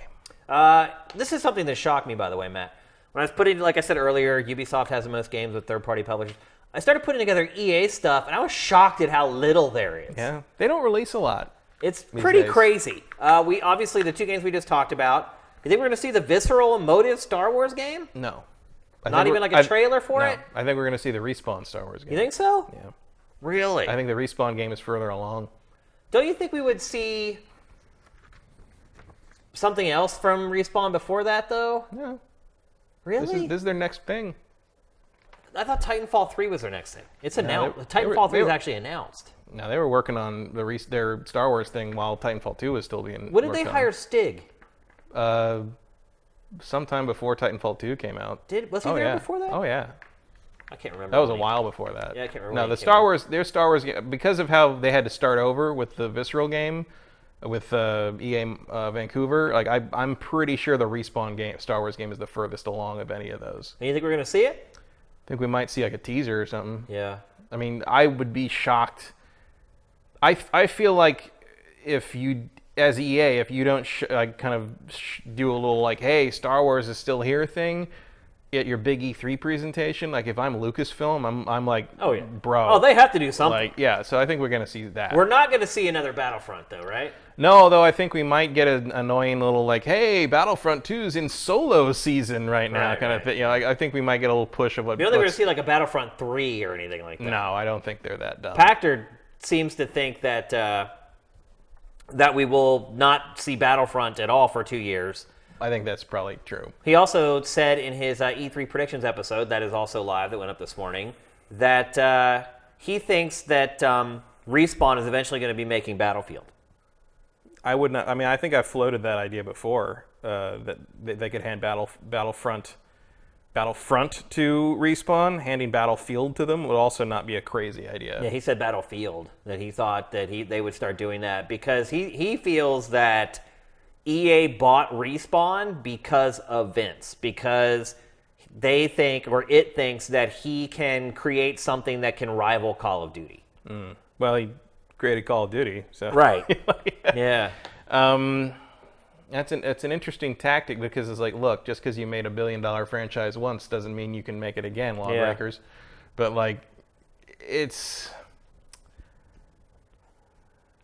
that's a questionable move. But It makes a lot of sense to me. It makes corporate sense, but it doesn't make creative sense because like you can't catch lightning in a bottle at whim. Well, they're also not the same. I mean, Right. Call of Duty and Battlefield are very different games. Yeah. And maybe the idea is, okay, well, maybe we start making Battlefield a little more, I don't want to say casual, but yeah, maybe that is the right word. I think, well, to me, it would be, and maybe you wouldn't say this because it's not corporately correct to say this, but like, DICE kind of has had their shot over and over again to make Battlefield into something that's more relevant now, and I feel like they're not doing it.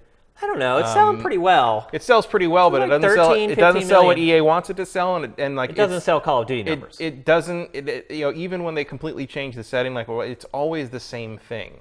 Yeah. In a kind of a rote way, and I can see wanting to bring someone like Vince and the people there in as like, can you get fresh eyes on this idea and kind of turn it into something new? The other problem they have there is a lot of people that were, you know, key Respawn people that came over from Infinity Ward have gone back to Infinity Ward, which is now. really weird. So, well, I don't know. Like, if you've seen what happens to companies get bought by EA, like, Yeah. I don't blame anybody from being like, I'm getting out of here before they drag us out behind the shed. Well, they're you probably know? like, this isn't what I signed up for. Oh yeah. Also remember, They're like, wait, I left big corporate America to come here and Right. work with you, Well, Vince. also remember, you know, if I don't know how many of them go way back to the 2015 days, what the Medal of Honor. All the that way stuff. back. But they're no, I mean 2015, the developer they were before when they made Medal of Honor Allied Assault, and then those guys left to form Infinity Ward, that then made Call of Duty. Right. So imagine you're one of those old school guys that left EA because it sucked to form your own company to work there, and then you left to form another company, and now you're owned by EA again. He's like, I've seen this like, movie I'm before. just going back. I'm just going back to. I don't know anymore. Yeah. Well, I'm sure also Activision's probably would offer those employees like yeah. double what they were getting paid before when they worked there, Yeah. and because Infinity Ward is in deep doo-doo. I mean, it has turned out to be the worst of the 3 studios working on Call of Duty. And so I could see where the studio itself... Sales-wise, yeah. And I would say games-wise as well. I mean, Ghosts is an Infinity Ward game. Yeah, but like Infinite Warfare is the best thing that any Call of Duty's done since Modern Warfare 2 in my book. Yeah, I mean... But I don't think they look at that game favorably internally because it didn't sell well. Absolutely. So...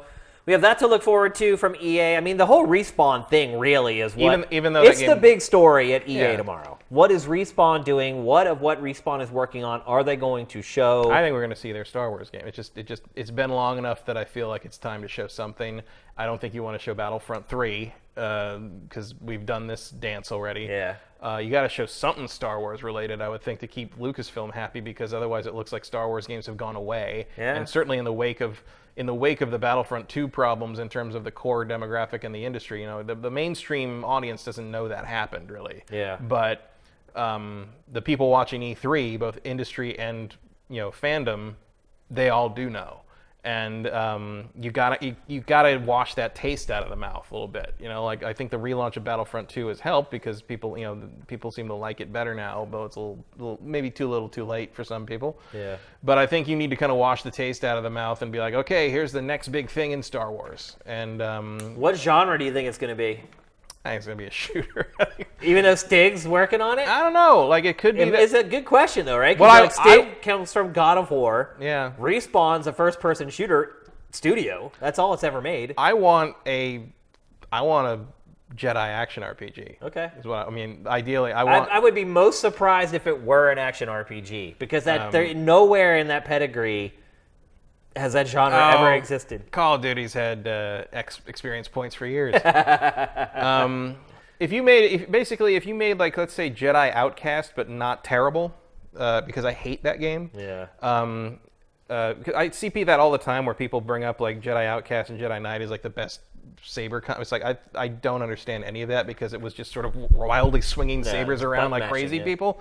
And it doesn't look like lightsaber combat. Like, yeah, it's fun to waggle things around like that, but like, it doesn't look like Star Wars lightsaber combat. No, not at all. Like, so if they could kind of come up with a way to make that work, in terms of both a multiplayer and a single player game, and kind of like a Jedi Outcast with combat that doesn't feel like somebody on speed, like hammering a button over and over again, that would be cool.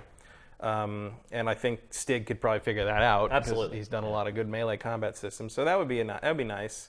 But I don't know. Like, you don't really know what these guys are capable of. But if you hire Stig, I guess you do kind of assume he's going to do some kind of more third-person adventure melee-y sort of thing. I have no idea what it is. I don't know. It'll be crazy to see. I'm excited to check it out. Yeah, I mean, that's the other thing about like the Star Wars. Like, it's like the universe is wide open. You can do whatever. Anything. Yeah, I mean, absolutely. LucasArts proved that in the '90s. Like, if any time a hot new game came out, LucasArts would just be like, "Oh, well, we'll just make one of those, but with Star Wars." And like that's what Dark Forces was. It was what TIE Fighter and X-Wing were in the wake of Wing Commander. It's what it's what Republic Commando was. It's like, oh, like a Halo style kind of like more boots on the ground thing. Oh, we'll do that with Stormtroopers. Like a Star Wars action RPG would be megaton. People would lose it. I mean, like if you just play a Jedi, it would be it's the Star Wars equivalent of the Harry Potter RPG. Of the Harry Potter, like you go to Hogwarts for 7 years and you build your basically like that phone game, but like as an actual video game. An actual game. But that would be kind of the KOTOR of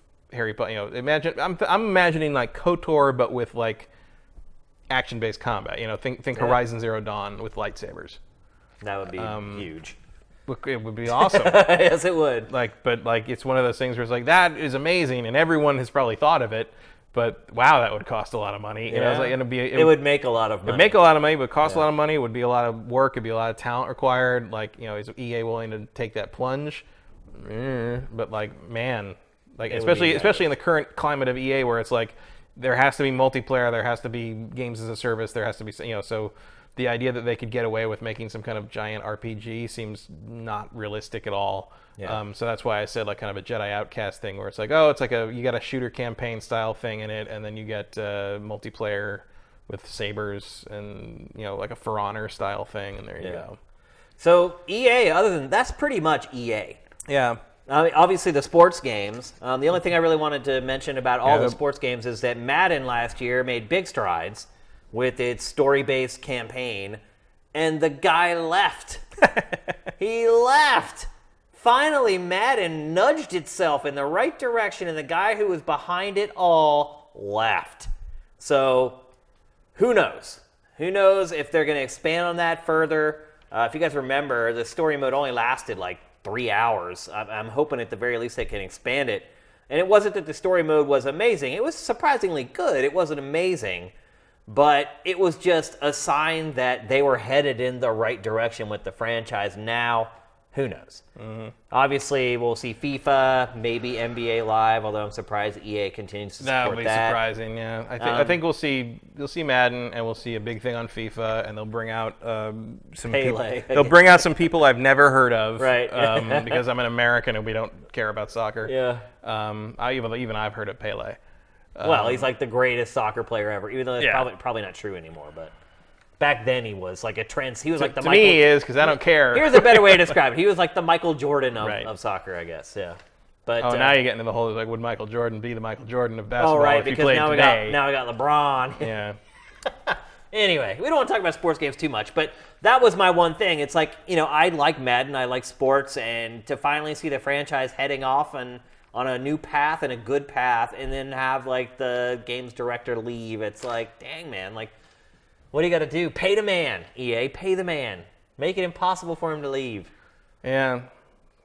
I don't know. I'm sure EA just looks at Madden as just a cash cow. Yeah, Madden's always going to do They what probably it look does. at it like, look, that story mode, the critics liked it, but ultimately, did it matter? Not really.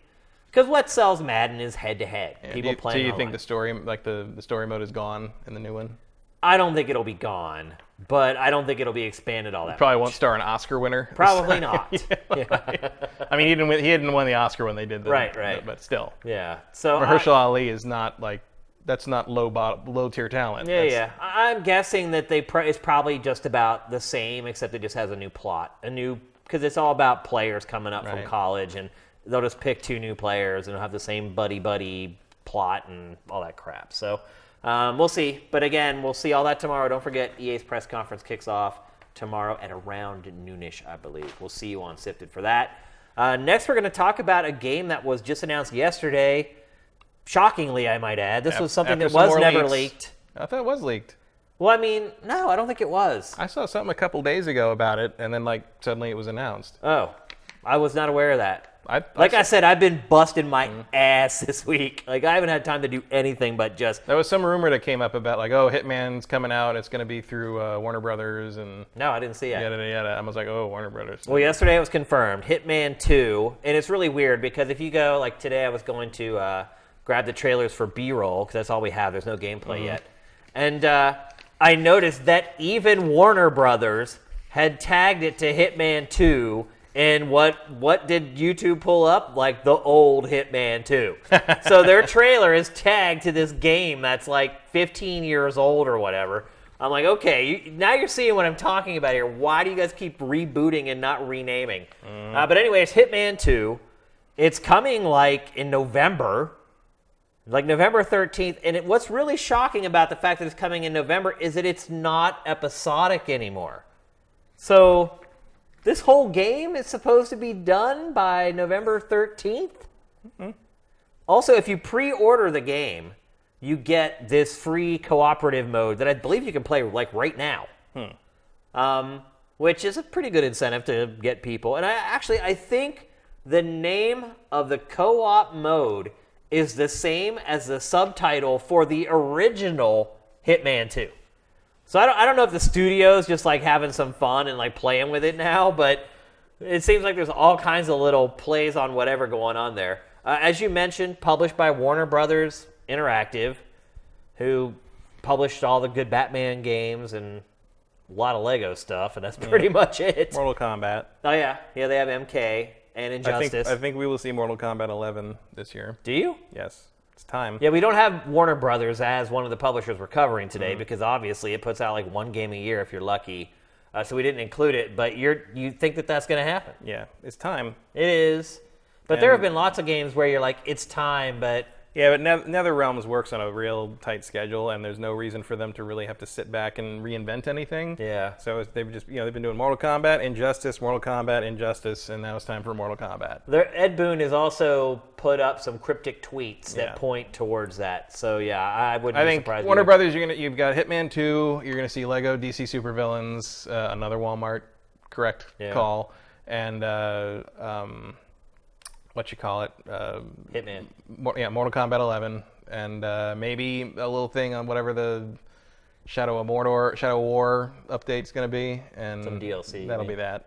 Do you think it was a good decision to ditch the episodic structure for Hitman 2? That's why I didn't play the last one.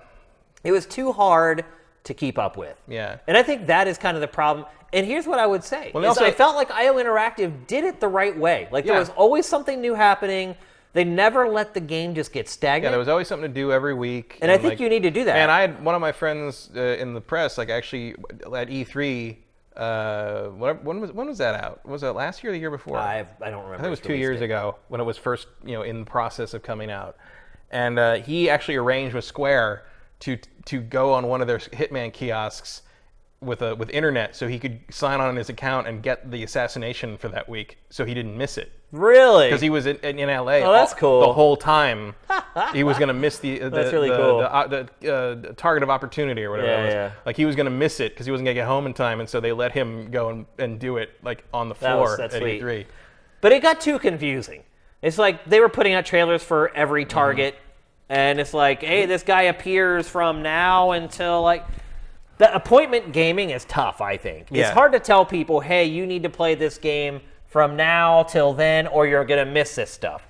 Because I feel like a lot of people, when they hear that, they're like, well, I'm just going to miss it. Yeah, well, it's a cool idea, but it's like you run the risk of turning the game into work.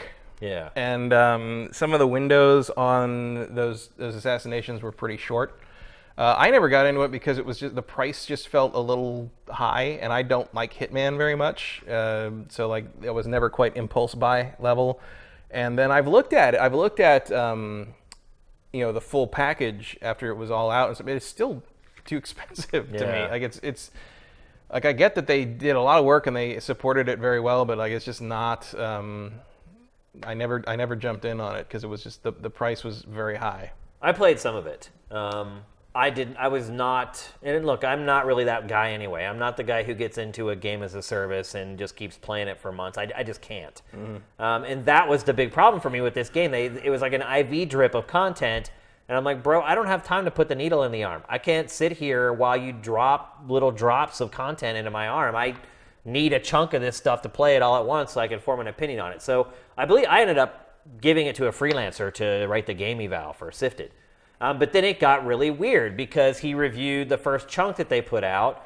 And then it's like, okay, so what do you want me to review now? Do you want me to review every target that comes out? Because there was no real clear, here's DLC pack number 2. Here's DLC pack number 3. It was always this breadcrumb trail. And it made it very hard to assign for someone to cover it. And eventually we just stopped. I think we had him do one other follow-up after that, and we paid him a little less than we paid for the original review for him to play the new content. And then I realized, I'm like, this could go on forever. And it did. I mean, it did. It went on for a year and a half or 2 years. So I think it was absolutely the right decision to make this just a standalone game, maybe with 1 or 2 DLC packs like most games. I'm sure they ran the numbers and did the math and said that that's probably going to make the most sense for them as well as far as making money on the game. Or maybe Warner Brothers was like, oh no, bro, you're not doing you can do it on your own time or on Square Enix's time, but you're not doing it like that on our time. So, it's going to be a full-fledged game. It's coming out November 13th. That definitely makes me nervous because they were working on DLC for the first Hitman up until 2 months ago. So yeah, but I think they're a big enough team that and also it's how much is it really going to change? You're really just making missions. No, you're right. Yeah. I mean, you already have the engine that you're using on Generation 8. You don't have to build your engine or anything. Yeah, I don't think there's... It's just cutting and pasting stuff together. Yeah, you don't need to really reinvent the wheel on this one. You just need to make more. Yeah. And clearly that's what they've been doing already, so... Yeah. Although they have a co-op mode now, Matt. Who's the other person? What do you mean the other co-op person? mode? Who are you, Agent 48? Oh, I don't even know if Agent 47's even in the co-op mode. You're just two other hitmen from the same... I don't think it brainwashing matters. program. Or Do the characters really matter in the Hitman franchise? Hey, the deep lore. I don't know. I barely played any of these games. Yeah, they're too boring for me, in all honesty. Well, I find them frustrating. It's all trial and error. Yeah. They've never been able to really get away from it. And I don't really care about the disguises thing. No, like, I've enjoyed. Like I've watched some like playthroughs of levels where like some here's where I blow the hot tub up and I drop a guy through the glass bottom pool into his death. That's cool, but it's like it takes him 20 minutes to get everything in place for him. It's like I don't have that kind of patience. It's a lot like it's like playing Mousetrap. Exactly, that's what I was gonna say. It's a lot like the old board game Mousetrap. It takes 20 minutes to set it up, and then you get like 5 seconds of enjoyment out of it, and it's over. I agree with you. That's the way I've always felt about Hitman. I know there are people out there who love it. When I was working at Game Trailers, we had this one guy, Chris Wynn. It was literally his favorite franchise of all of them, which we were very happy about because we're like, okay, well, that's good. Now every time one comes in, guess who's going to play it? Yeah, I'd rather watch someone that knows what they're doing play this game. Absolutely. Which is a rarity. Like, I normally prefer to play things myself. Yeah. But like this one, I'm just like, I'll just watch you do it. Yeah. Well, the other part, too, is, like I said, it is a lot of trial and error. And if you want to set up these elaborate ruses where you go up to the roof and you rig this like sandbag to hang over the sidewalk, and then you go talk to 4 people, and then eventually you get the one guy away from the group and you lure him over to the sidewalk, and then you have to give the signal to the guy on the roof to cut the rope on the sandbag, and then the sandbag it's like, you're right, like a 30-minute setup for like 60 seconds of satisfaction. And I would rather let somebody do it that knows what they're doing. God help you that NPC takes one step in the wrong direction. Right. In the middle, which happens because these games are generally riddled with bugs. They're always buggy and weird and funky, and you never know if what's supposed to happen is actually going to happen. So, I don't know. Again, because of the history of this studio releasing buggy games, November 13th seems really crazy to me. So, whoops. Yeah. Sorry. So, yes, coming for PC, PS4, Xbox One, November 13th. No word on a Switch version yet. IO Interactive has enough problems getting this running on Generation 8. I highly doubt you'll see it on Switch, unfortunately. But there you go. Hitman 2. We'll have a lot more of that, I'm sure, from E3. Will we cover it? Probably not. Maybe. Maybe when it comes out. I don't know. Okay, let's move on to Bethesda. Bethesda's press conference is Sunday, earlier than it usually is. Remember, last year it started at 9 p.m. Pacific. Yeah, which was silly. It started at midnight on the East Coast. And a part of that, I think, was because like they like to do it was a little party beforehand for people who are showing up. It was dinner and that kind of thing. But like, come on. That makes no sense. No. This year it's at 6 p.m. Pacific, 9 p.m. Eastern. If the Oscars can start early for the East Coast, Bethesda you can start early. For God's sake, Bethesda, you're from the East Coast. You know the struggle. Yeah. I don't think anyone hates pre-E3 more than Bethesda at this point. It's had a really rough go of it. I mean, it's basically exposed 2 of its biggest games before the show even starts. Obviously, Fallout 76, already out there. We have a very simple teaser trailer for that. That doesn't that really seemed show much intentional, though. That it's just a teaser trailer? Or that wasn't a leak. They knew they were going to announce that. Yeah, they knew they were going to put out that teaser Rage first. 2, Pete Hines did not seem too pleased. No, definitely not. Yeah, it seems as if Fallout, although there were rumors already floating around that they were going to show Fallout something. Oh, yeah, but like, I figure the 24 hours of blank live stream with Fallout Boy and stuff was a pretty good sign, yeah. Yeah, absolutely. Rumors are it's an online survival game. Sounds about right. Game as a service. Yep. Sounds about right. I mean, they're due. I mean, they put out so many single player games that don't sell, and like, they can have this one.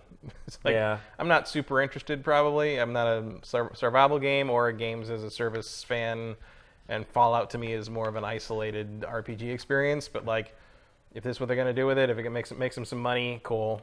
I have no problem with it. Bethesda has been good to single-player gamers. Oh, yeah. I mean, you can't really... How can you give them grief? They're one of the last publishers standing up for people. Certainly, I don't think this is not Fallout 5. It is not going to take the place of Fallout 5. Right. I'm sure we'll still see Fallout 5. And that's the thing. Like, I've seen some people online saying, "Oh well, I don't want this replacing Fallout. This is not replacing Fallout. No. The Fallout 5 would be nowhere near done right now, and it's not. They're working on it. You'll see Elder Scrolls 6 before you see Fallout 5. You would think. I mean, it just makes sense that that would work out that way, but this in no way affects what's going on with Fallout 5. No, it's not even the Bethesda. It's not the same core team. You need something for the Battlecry guys to do. Pretty much. They're like, hey, we bought this studio and we canceled their game. Like, what can we do with them? I don't know, make a Fallout survival game. Online, because that's what their game was before, Battlecry. So it makes sense. It's no harm, no foul. If it ends up being crappy, so what? Yeah, it's just it's just another Fallout spin-off that didn't work out too well. If it ends up being that way, yeah. Fallout. But I have a feeling with Bethesda. Look, it's going to be better than Fallout Brotherhood of Steel. Yeah. How about that? I think that's not a very high bar, but I think you're absolutely right on that one. So. And then obviously Rage 2, which we already talked about. It seems to me a huge departure from the first game. It looks like it is anyway. The art style seems completely different. It looks like it may be set in a completely different territory. Is this the Just Cause guys, did you say? Yeah. Yeah. Game's looking good. Supposed to be an open world Doom, essentially, which I'm okay with. Circle strafing in an open world, I don't know how that works. Because the thing about circle strafing is that makes it exciting is when you're in confined spaces. Having a big open desert to circle strafe, I guess then it's more like Serious Sam. I did a lot of circle strafing in Serious Sam, and Serious Sam is mostly just big open spaces. Well, Serious Sam is mostly just a flat piece of dirt. Flat piece of dirt with men screaming and running at you. Yeah, but there's a reason Serious Sam has never been a big franchise as well. Yeah. Neither's Rage. You don't think well, I mean, the first Rage sold pretty well. Yeah, didn't sell well enough that I thought we were going to get another one. It didn't sell Elder Scrolls level or Fallout level, but it was a brand new IP at the time. But at that point, at this point, it's like, that's pretty good by Bethesda new IP standards, I guess. Yeah, I guess you're right. Not even new IP, even some of its old IP, its sequels haven't done great. It definitely needs a hit at this point. It definitely feels like it'll make more of a kind of a mind share impression than like Dishonored 2. I think it absolutely will. It already has for me. I'm already more interested in Rage than Dishonored, just by this trailer. Well, I feel like Rage is not going to make me feel like I'm failing constantly. My problem with Dishonored is how often it makes you feel like if you kill people, you're just sort of like not playing it right. Right. And which I don't even agree with, because I think playing Did you try to play it without killing anyone? I did, and I thought it was. I didn't think it was very fun. It was no fun. It was just brutal and no fun. Yeah. And so but then it makes you feel, it's like, oh, everything's going crazy because you're killing people. It's like, well, screw you. Well, then make it so why it's do I have a impossible. sword then? Like, come on. Exactly. Yeah, I'm not a big fan of Dishonored, and I did like the original Rage, so I'm pretty excited for that one. Here come the questions. Doom 2. Think we're going to see Doom 2? Probably not. How come? It's time. It's about time, but I also think it's too redundant with Rage. And agree. If they're describing it as open world Doom, then it takes its time on things as well, and usually has some new tech to integrate and stuff, and that can take time.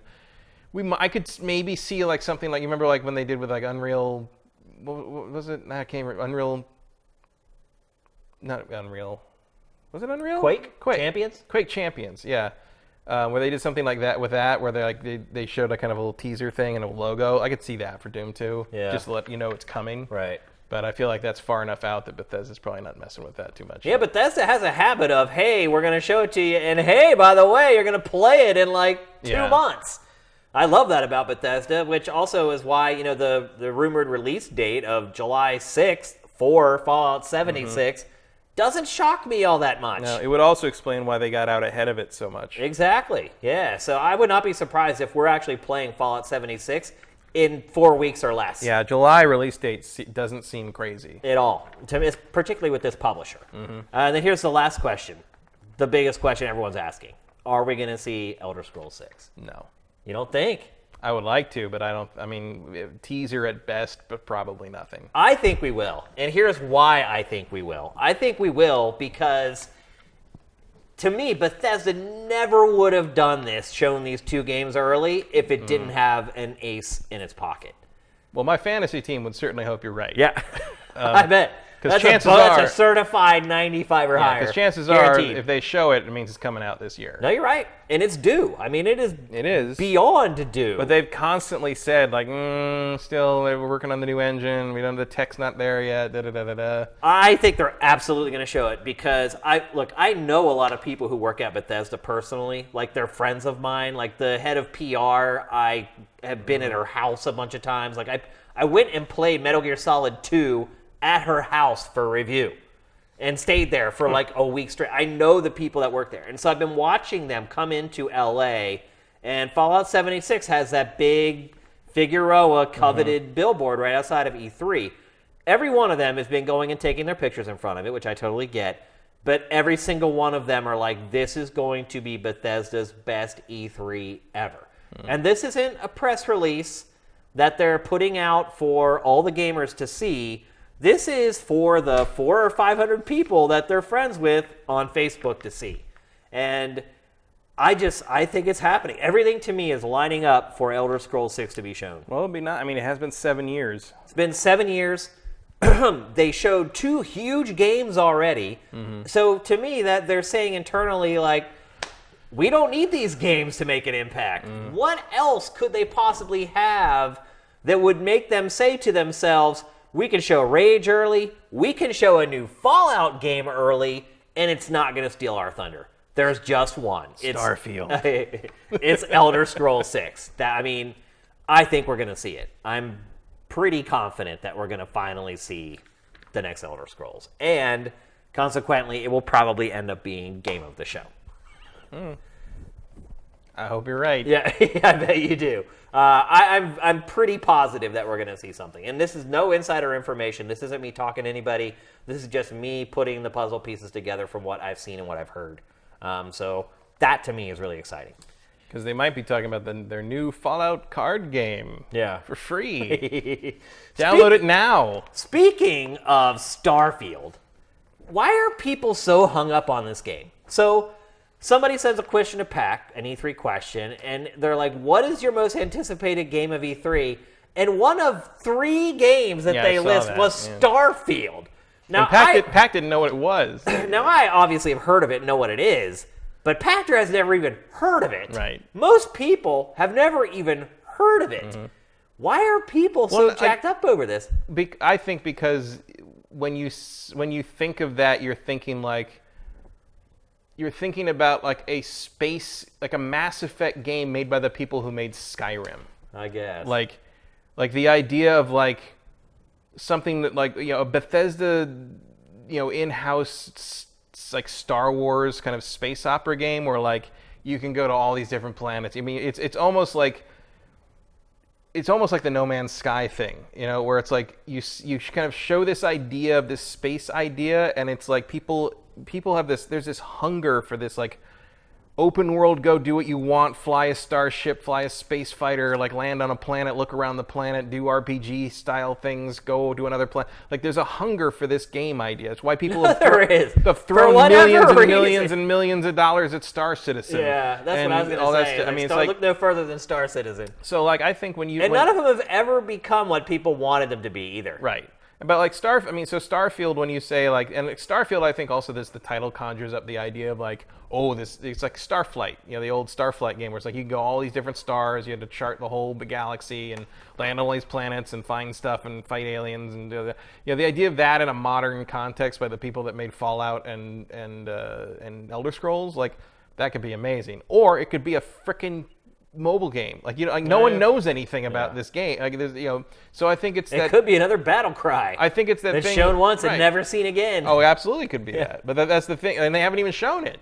All we know is that it's in their freaking trademark thing.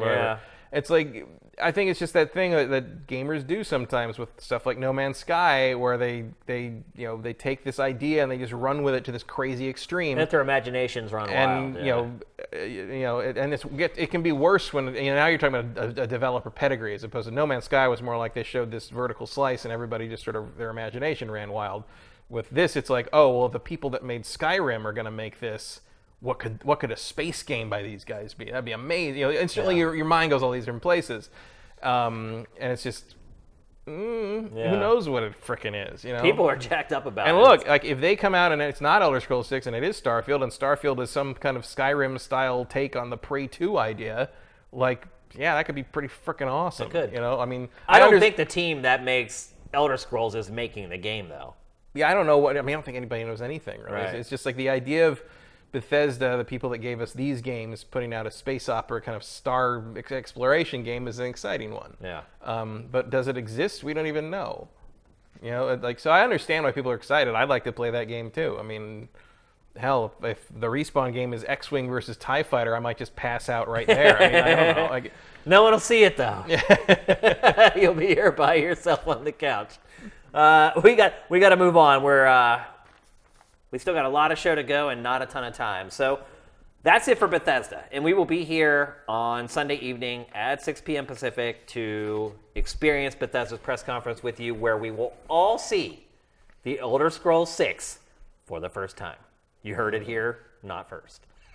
All right, let's move on. We're going to talk next about Dead or Alive 6 very quickly. This game was just announced today. Another one of those cases where we have the advantage of doing the show on a Friday. Literally, trailer just put out today. IGN had the exclusive on it. We're giving them credit there in our B-roll. Did this game need to be made, Matt? no. Yeah, seriously. But Dead or Alive 5 was a gigantic moneymaker through DLC, so it does not surprise me that they are making it. Well, then there's, Dead or Alive Final Round, or what is it called? Yeah, that's 5. That's the permutation. That's the free-to-play of 5. version of it, though, where they just sold tons and tons of that was a costume gigantic moneymaker for Tecmo. So yeah, the idea that they're doing another one, not shocking at all. What is the unique selling proposition of Dead or Alive? Boobs, and I mean, we get boobs in every game. not like this though. Yeah. I mean, that's the appeal. It is Team Ninja. Is boobs and the counter system, basically the kind of the paper rock scissors counter system. The ring system, really, though, isn't it? Where you're kind of trapped in a ring, and then the ring has like hazards. That was like the big new element for Dead or Alive 5. No, that's always been in Dead or Alive, like knocking people through the not the early ones, but like once you hit 3, you're knocking people down into the crazy animation. No, the multifaceted stages have been a part, but in 5 you could get harmed by them. So there was like the cages that were electrified. And so a part of the strategy was like staying away from the edge. Right. Well, you always got hurt when you got knocked from one part of a stage to another. It's just better graphics, really. Like, that's all it was. But it's like I look at a lot of other fighting franchises and I can say, okay, this is why this one deserves to exist. Not all of them, but most of the big ones, I can understand why this franchise still exists and still does well.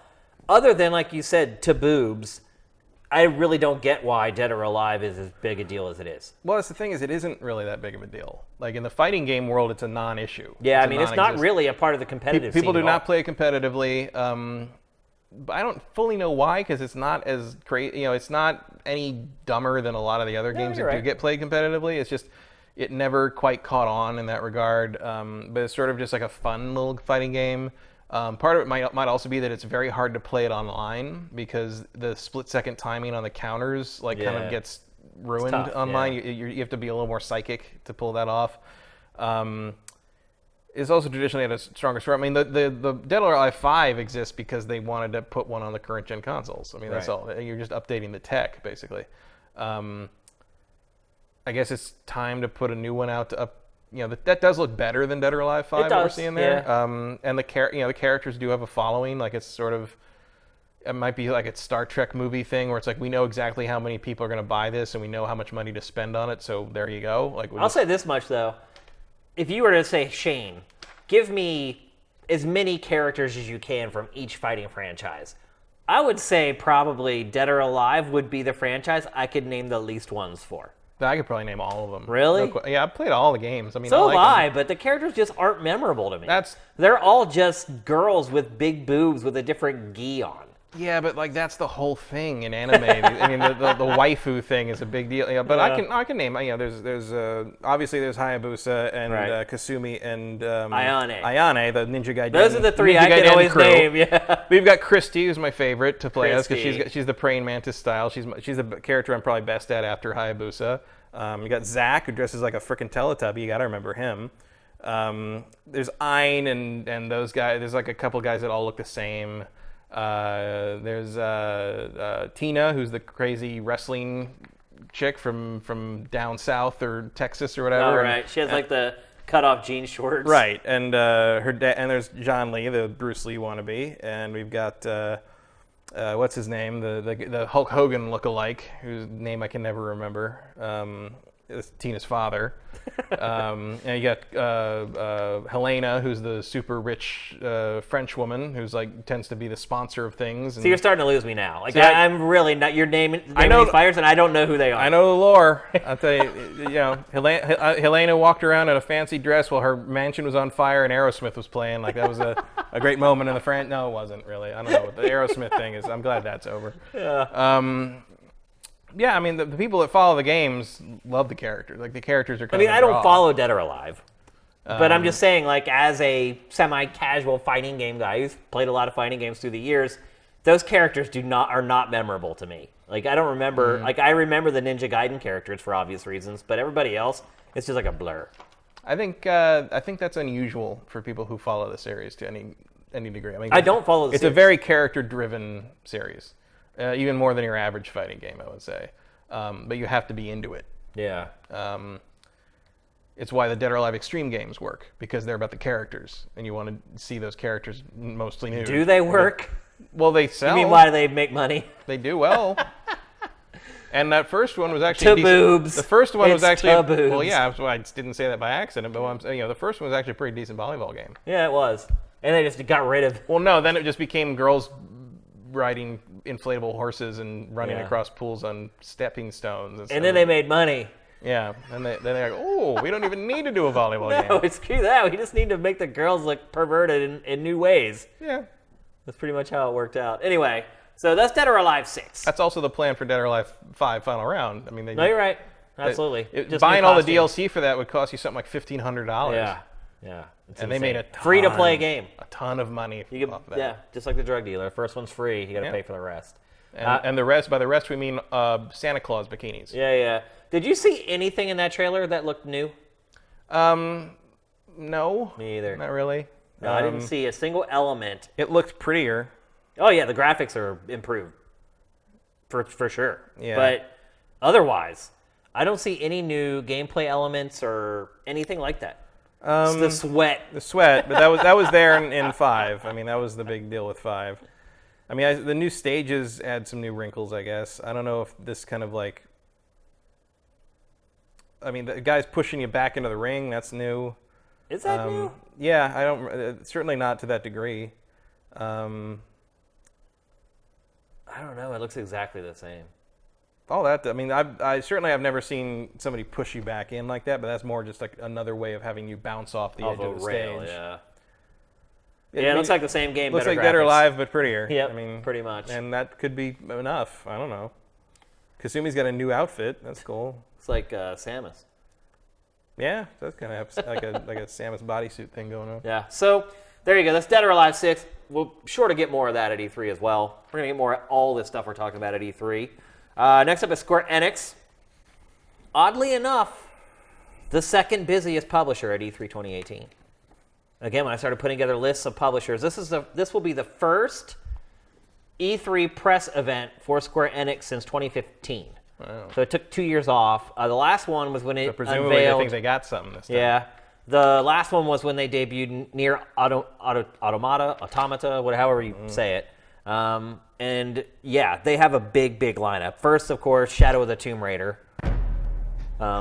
Another game that just fell right outside of our top 10 most anticipated for E3 2018. It just looks like too much of a known quantity. And again, this is a game where they showed the first trailer for it, and I didn't see a whole lot that was different. Yeah. I don't really need a whole lot to be different, but like it's hard to get like super excited about it. You know? Yeah, you kind of know what you're getting. Yeah, I'm looking forward to playing it, but like because again, they're still trying to say she's becoming the Tomb yeah, Raider. I don't know how many times she's got to become the Tomb Raider. She is the Tomb Raider now. Let's just move on. Like you got 2 games out of that already. Let's not try to squeeze a third. I mean, the Tomb Raider was the Tomb Raider, and then the Tomb Raider rose, and now the Tomb Raider is casting a shadow. Right. At what point does the Tomb Raider just go to work? And to your point, if something is casting a shadow and you're calling it that, isn't it already that? It's Yeah. the shadow of the Tomb Raider. Yeah, like what's the So shadow? you would have to be the Tomb Raider to cast the shadow as the Tomb Is Raider. she casting the shadow as the Tomb Raider, or is another Tomb Raider casting a shadow over her? Or is it her dad's shadow that they're talking about? I feel like she dealt with the dad stuff exactly. in the last one. She absolutely did. Yeah. I don't know. I'm still excited for it because I love the last 2 games. I had a blast with both of them. I thought they were great, very polished, a good mix of different elements of gameplay. For at least from what I wanted from the franchise. So I am excited for it, but like I said, it fell just outside of the top 10 for me. And this is going to get a big blowout. We'll see. I'm guessing at least a 15-minute gameplay demo of this. At least. Yeah. Here's a big X factor. Final Fantasy VII Remake. I put this in the top 10 most anticipated. At number 7, I might add. Somebody picked up on that. Only one person picked up on it. I give this like a 50-50. Like, it wouldn't surprise me if we didn't see a damn thing from it. But at the same time, like, I feel like if you're Square, you have to know you have to show something. Like, you have to show that it exists. Right. You know, like still exists. Yeah. Beyond like showing a screenshot from on a monitor and a background of a photo. You know, like throw the fans a bone. Like, I don't even like Final Fantasy VII, but it's like, stop fucking with these people. Like, it's you think it's about just, Final Fantasy 15. Yeah, well, it's just cruel at this point. Like, show them something, give them a bigger, a deeper taste of it, give them some kind of time frame or something. You know, commit to something. Well, I mean, I will say this: Square Enix has not been secretive about it. When its executives are interviewed, they talk about it openly. And if you remember, they had, was it CyberConnect that was working on it at first? Yeah, and then they pulled it out and brought it in house, and then all of a sudden they just start staffing up for it. And it's been about a year since they took it back from CyberConnect at this point. A little less, I think. A little less. I don't know how much of the work that was done on it they could salvage, or if they had to scrap it all. If they had to scrap it all, we're not going to see it. No. There's no way. If they were able to keep some of the stuff that CyberConnect worked on, then I think we have the 50-50 Right. chance. Well, I think it's weird. They've been weird. They haven't been cagey about what's happening there, but they've been weirdly cagey about what the game is, what they're doing with it, how they're reinventing it, how they're reimagining it, how much of it will be a remake, how much of it will be in episodic chunks. Like, you know, people are speculating. You know, there's people speculating from like, the first episode will go to the end of Midgar. Which is the end of the first disc, I think, of the original game. Yeah. Which is a good chunk. But then, like, there's like 2 episodes. some people think it's gonna like go all the way to the end of the game. It's like, well, no, they're gonna give They've you. already said it's episodic. Yeah. Which is what gives me hope that it could be shown. It's because, hey, if you can get a 3 or 4 hour chunk of the game done within the next year and a half, then it makes sense to show it now. Yeah, but I don't know what they're thinking when they come. You know, if they go all the way to the end of Midgar, that's a 20-hour game. Right, absolutely. Well, I don't think this is going to be like a 1-to-1 remake type thing. Like, I don't think you can say, okay, it took me 20 hours to get the first disc done in Final Fantasy VII, the original. Therefore, to get to that same point in the game I'm going to have to spend 20 hours to do it. Well, then you're in trouble with the fan base, because if this thing isn't every single thing that was in Final Fantasy VII brought into this full 3D world, like, you're going to get roasted. I mean, they've pretty much said that it's not that, though. Yeah, but like, I mean, they've said that it's not like a straight 1-to-1 remake in the sense that like every scene will be identical, but like you can't just like tell a different story. You can't cut side quest material that people are expecting to see or want to see. Like if you get to the Golden Saucer and there's no chocobo racing, there's going to be hell to pay. I think iconic stuff like that will absolutely. But like there's a lot to put in there, and like they're weirdly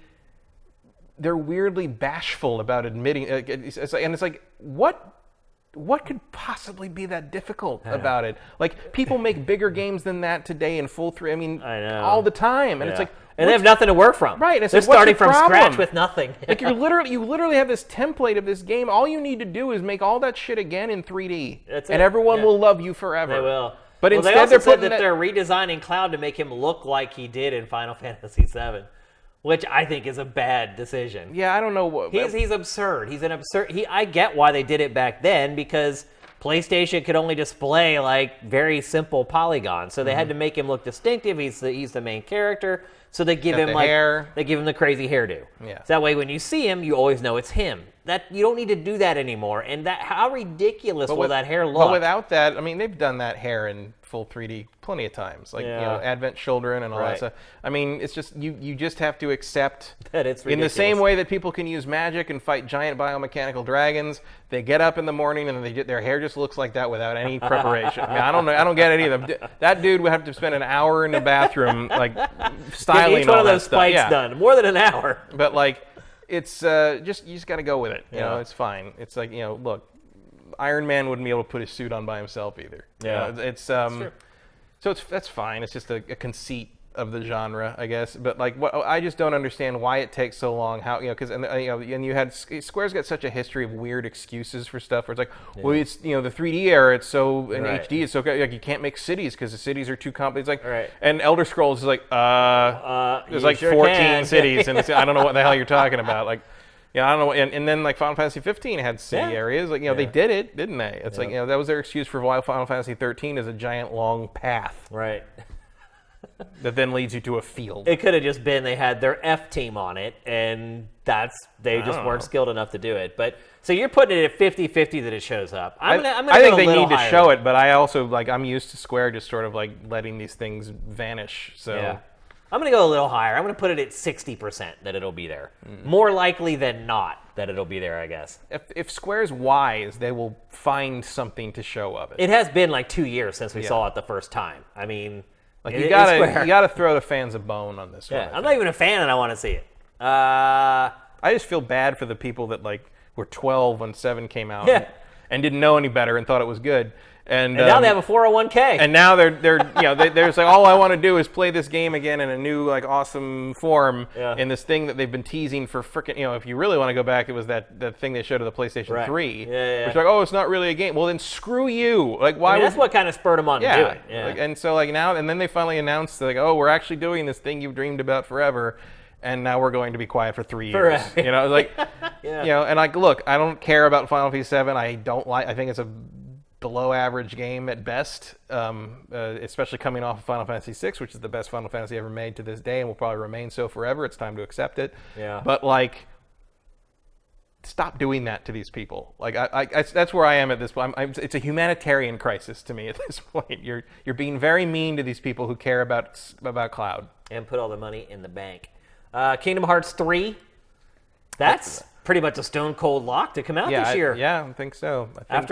So here's a good example of this time last year, we would be sitting in this place saying, God, that game may not come out until like 2025. Who knows? We had and that's why I gave Final Fantasy VII a 60% chance instead of a 50% chance to be shown, because with Square Enix, you really have no idea when it's going to finish a game. There's no other publisher in the industry where you are left more in the dark on, is this game going to be at this event, or is this game going to come out this year? Then Square Enix is the king of that. And I mean, even earlier this year, neither one of us thought that Kingdom Hearts 3 was going to come out this year.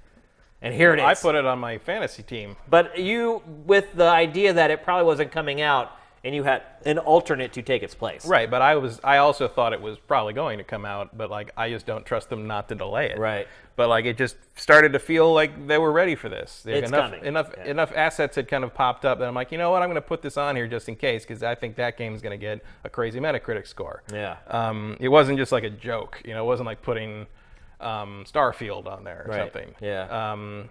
The only thing I'm worried about is that the hands-on preview, like the press reactions, were not very positive. That's not very surprising to me, though. I mean, as far as gameplay is concerned, it's not great. Oh yeah, but like, if you don't care how much about that all the reflects other the stuff, Metacritic score in the end is worrying to my fantasy team. Oh, got you. Yeah, it doesn't surprise me at all that the press was like, this game kind of plays like crap. Like, yeah, well, I mean, they all kind of have. And that's not really what this franchise is about, though. No one knows what this franchise is about. That's what the franchise is about. It's about nothing. Everyone is Sora. That's it's what like about. when you have everything, do you end up with nothing? That's kind of what this franchise is. It's like, we'll just throw everything in there, but then you end up with what? I don't know. Well, I was always into the Kingdom Hearts games to see the Disney worlds. Yeah. And then like kind of the fact that the story is entirely about characters that are not related to that, minus Goofy and Donald kind of tagging along, has always been a little weird to me. But I mean, it makes more sense because you have more control over what you can do with those characters. I mean, this looks cool. I mean, there's obviously gonna be a lot of Pixar in this. Yeah.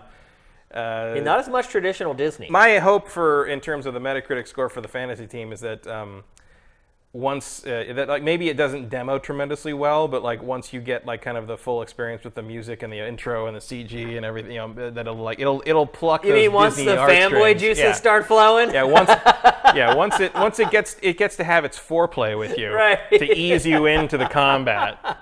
I think that'll work. Oh, I'll tell you this. I think the game will most definitely score pretty darn well. Like, even with the journalists saying that they didn't enjoy it, when they get to hour like 18 or whatever and some obscure Disney character shows up, their hearts are going to melt and their opinion's going to change. So I wouldn't sweat it too much there, Kyle. But this will be, I think, a big blowout for this game. They already had it at pre-E3 and let some gameplay out from that and let the judges play it. I'm guessing it'll be playable on the show floor in Square Enix's booth. Could be. Which will be a really big deal. Let's see what else. Dragon Quest XI, already out in Japan. Mm-hmm. They just put out kind of the first English voice acting stuff this week.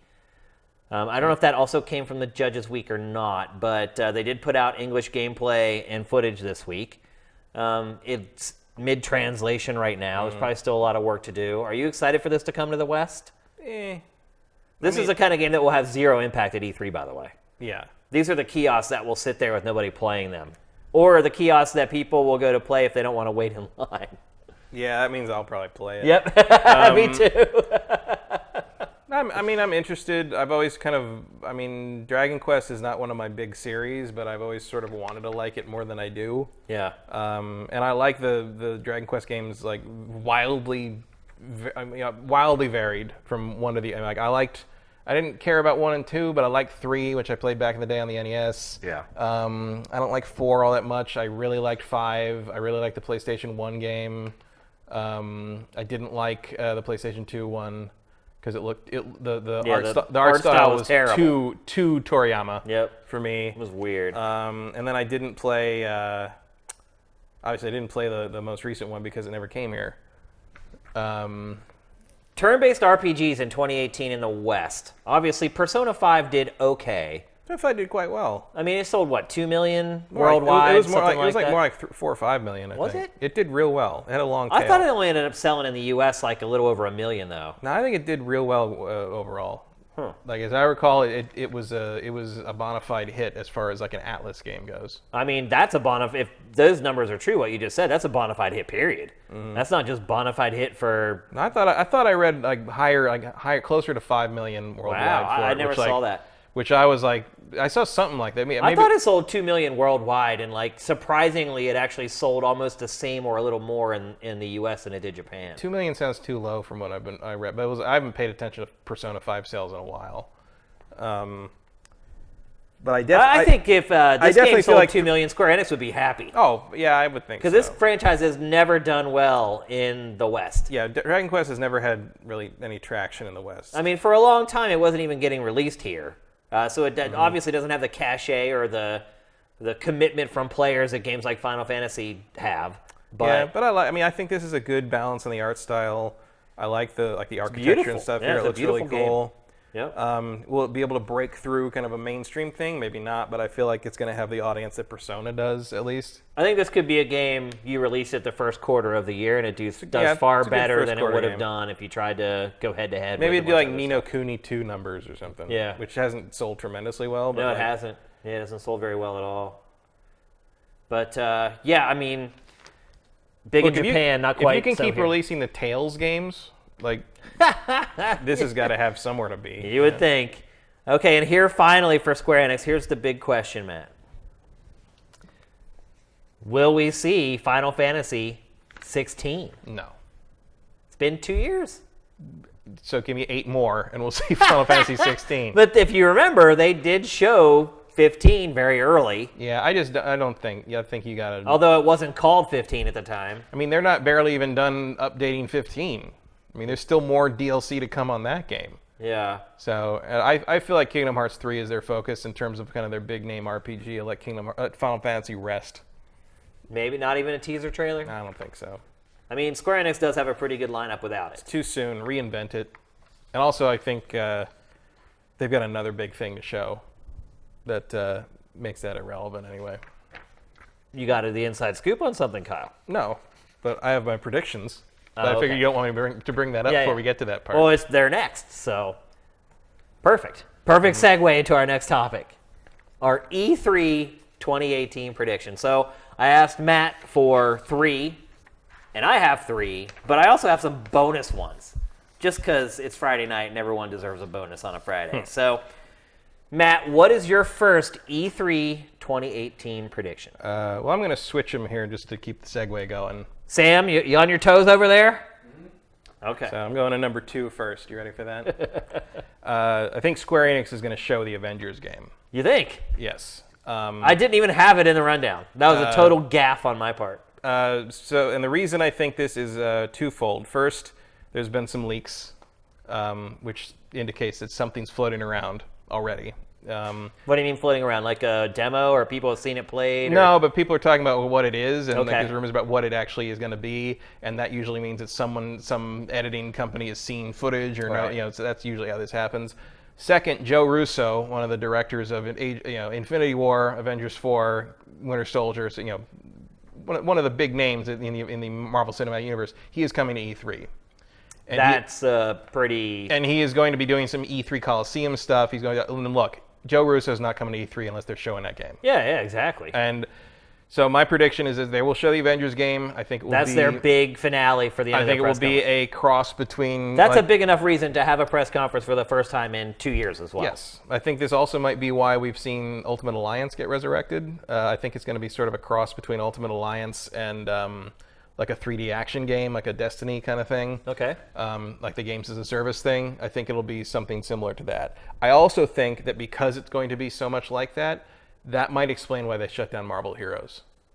Because the Gazillion game was so much like an online mashup of all the Marvel Universe stuff, running around doing kind of a Diablo thing. I don't think it's going to be a Diablo thing like Ultimate Alliance was, but I think it's going to be close enough that they would not want to be competing with themselves in that regard. Okay, I like that. I So think that is that's one of the reasons I think they don't need Final Fantasy 16. They're going to show the Avengers. you know what? I'll give you a 70% probability of that happening. That's a high one. That's better than 60. Yeah. It's better than Hashtag math. it's better than Final Fantasy 7 remake. Exactly. All right, my first. So what I tried to do with my predictions is I didn't want to leave anybody out. So for my 3 official predictions, I chose one for each of the big 3 consoles. And then my bonus predictions are just all over the place. So my first prediction is for Nintendo. And that prediction is F-Zero SX, 1 is real, and 2, it's being created by AM2. That's bold. Is it bold, though? Because I don't know what AM2 does anymore. so I did some research, Matt, and AM2 is working on a crappy free-to-play game called Boundary Break. And that's it. So the cupboards are bare, the table's cleared off.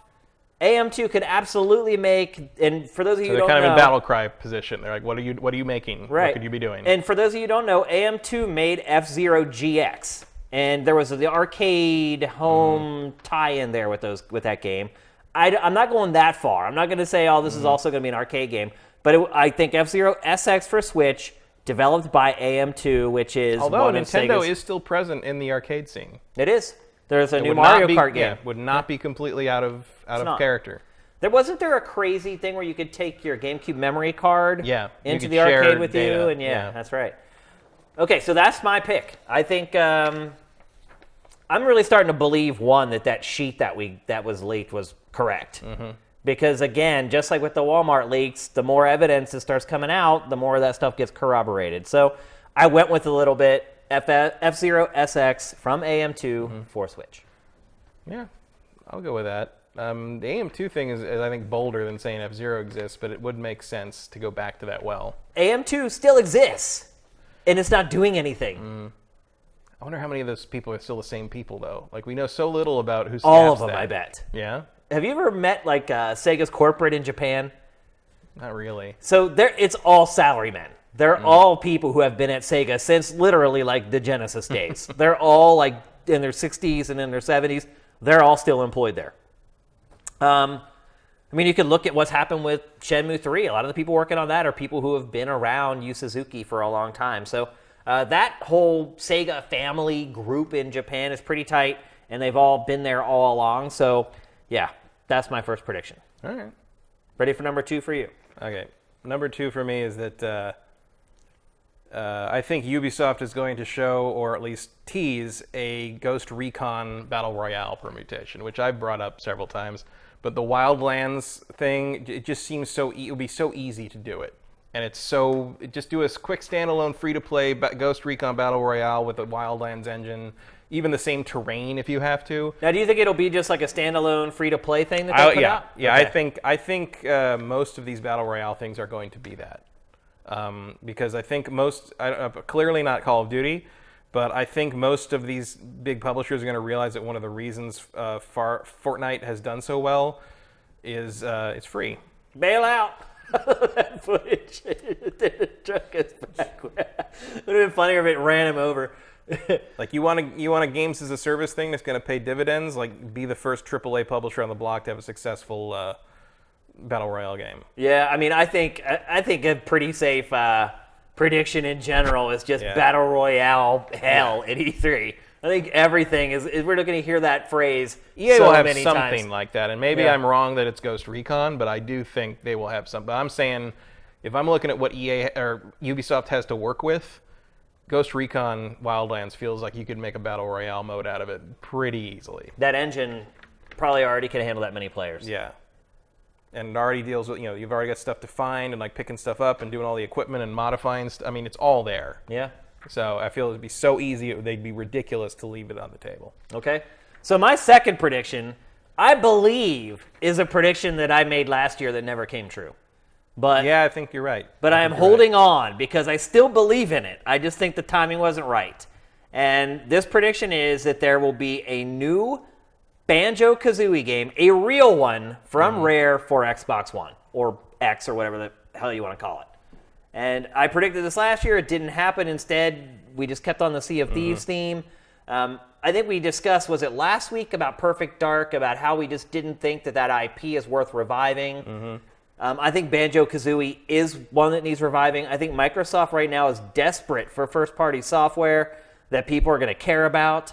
I think even though 3D platformers haven't done amazing, well, I guess Super Mario Odyssey did. I mean, it's sold. Did. And I think there's room for this in the sense, like if Yooka-Laylee had like flawlessly nailed like the 3D platformer like thing that everybody was craving, I think that a new Banjo game would maybe be a little inadvisable. But the fact that Yooka-Laylee kind of dropped the ball kind of opens the door to be like, hey, here's Banjo. Here's how Banjo should be, and we did it up right. Yeah, and Mario Odyssey's already sold like 10 million copies. Do I believe that they can do that? They have the people there to do that? I don't know, but I think they might try. I think you're right. Yep. So that's my prediction. That's my Xbox prediction. Speaking of which, I also think Banjo will be in Smash Brothers. Yeah, I'd agree with that.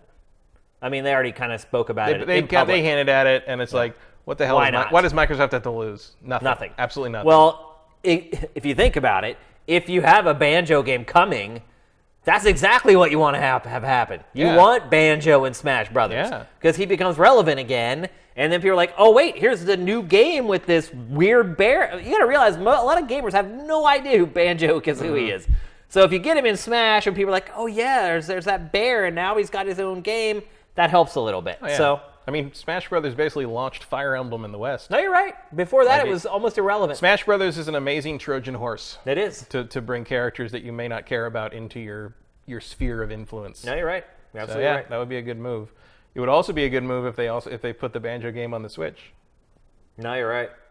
But that won't happen. I don't know. It depends how much Microsoft thinks the Switch is competition, or like. Or if they could just say it's a handheld, it's not really our competitor. It's not what we do. Like it looks better on the Xbox One. Play it there if you want to play it on the Xbox One. Yeah, that's true. Not great. Not totally. It's not insane. Not super far fetched. I'll say this: it's not insane. Yeah, no, they're both. And also remember, like if Microsoft and Nintendo could potentially cooperate on various things. The one thing that they both agree on is we gotta stop Sony. No, you're right. So. Maybe they team up. I feel like Microsoft will make allies just about anybody they can. At this point, yeah. It'll take whatever it can get. All right, your third and final prediction for E3 2018. I think that EA, in their presentation tomorrow, is going to crow and crow about the fact that there are no loot boxes in Anthem.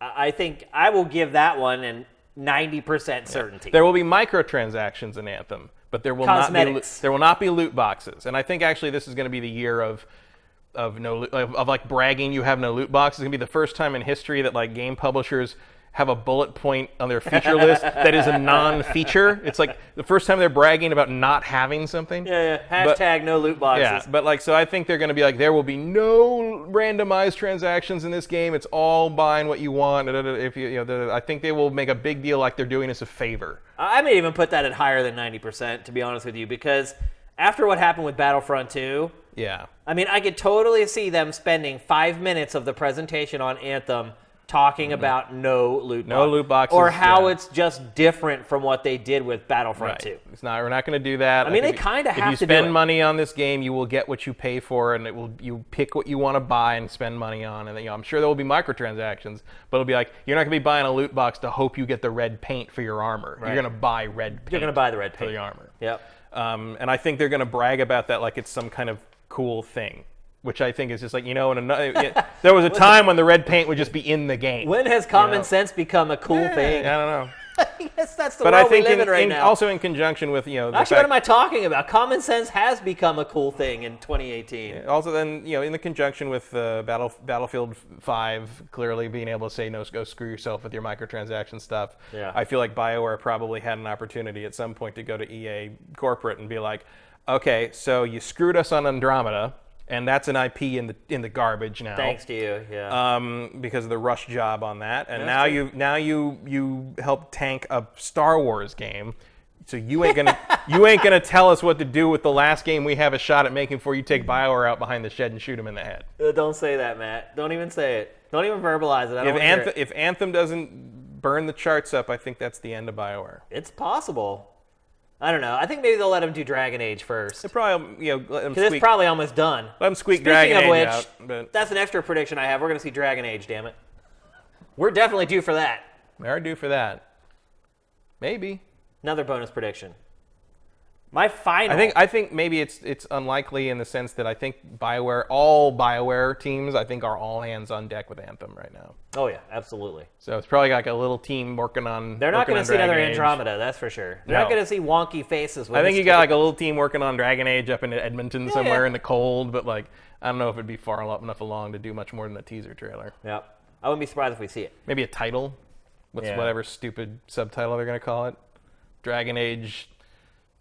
Reckoning. No, they already did that. Judgment. That was DLC. It's going to be called Judgment. It could be. That could be a title. Inquisition and Judgment. Judgment. Yeah. Or like Apocalypse or Requiem or something. All right. So here's my last official prediction. I have a bunch of goofy ones after this. My last prediction. This is for PlayStation. New game from Team Ico and Japan Studio is announced. And then we won't play it for 13 years. It's been 2 years since the last Guardian came out. Yeah. So they're ready to announce something. But like what's they don't have the main guy now though. Do they? Well, I guess he's like on a contractor basis. Right. Like you could bring him in as a consultant. Right. I mean, for another 12 years. He eventually got the last How old Guardian is he? done. The man can only... He's actually not that old. No? Like, he must have started on this stuff when he was really young. I'm not kidding. Maybe it's Ico 2. Maybe it's... I can't see them doing a sequel, like a direct sequel to something. I'm sure they have some new... What about Shadow of the Colossus 2? Nah. Dude, imagine how that would bring the house down. I don't want a Shadow of the Colossus. You don't? Like, what would you do? Just climb more shit? Like it's just like I mean, what do you do in any sequel? That's not how That's not how Team Ico rolls. No, you're right. It's not. They come up with a new idea. It's never done a sequel, but and they take forever to realize it. Yeah. Well, maybe who knows? But they're definitely due to show a new game. I try to make predictions that actually aren't easy to say. Yeah, they're going to come true. I try to go out on a limb and predict stuff that I think, based on evidence, could possibly happen. And it's not like Team Ico is gone. I mean, they have to have been doing something. There was no DLC for this game. They weren't working on it post-launch. I think maybe they issued one patch or something after it was out. So it's 2 years later. I mean, granted, Sony does seem to be very patient with that team of people. Yeah. But they're due to at least announce or show a trailer or something Team like Eco that. Kart Racing. How awesome would that be? How freaking awesome would be pretty would cool. that be? Like the like Trico and like in a tiny little cart. Yeah, like, little cart, he's like- Make it so. One of the racetracks is one of the Colossi. That would be awesome, dude. Or they could just do like a Crash Team Racing remaster and just put all those characters in it or something. Yeah. I wouldn't be surprised actually if they did do a new Crash Team Racing, or if they just remastered the old one. That would be pretty great if like the Crash Team Racing had it was like the kid from Last Guardian like in like a Trico shaped like cart. Right, yeah. And it's just got a living head on the front, like looking around and eating barrels. That'd be great. If the pickups are like barrels or whatever, it'll be awesome. So there we go. There's our official predictions. I just have a few extras here. I'm just going to throw out there. Feel free to make fun of them or do what you want with them. My first one is Metro Exodus will be a Game of the Show candidate. I got to see a little bit of that game being played at last year's E3, and a lot of people did not get to see it being played or get to play it at all. And I was really impressed with it. So it was last year was kind of like, hey, we have this game. I feel like this year at E3 is going to be where people are like, we got this game. Come and play this game.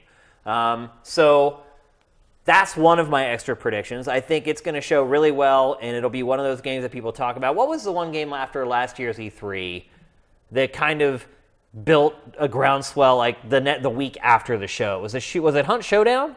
Yeah, that was like the game that like no one noticed at the time, and then like all the outlets ran there like, hey, this is the forgotten gem of E3, and then everybody was hot for it. And then it came out in early access in February, nobody realized. No one even cared. It did not do well. But I think Metro Exodus will be this year's Hunt Showdown. My next prediction. Well, that'd be in Microsoft's conference, I would think. Probably, yeah. I think what else are they gonna? I mean, they got to show something. They do. All these new IPs, man. It's the exclusive they forget that everyone forgets about. I don't think it is an exclusive. I thought it was. I don't think so. No. At very least, it's coming out for PC too, but I guess that kind of counts still. Yeah, that's everything on the Xbox. Yeah. I mean, I think even the next Halo will be on PC. And for my next trick, VR will basically be declared dead by third parties. Like, do you mean in the sense that like they're not going to talk about it? They just won't care about it.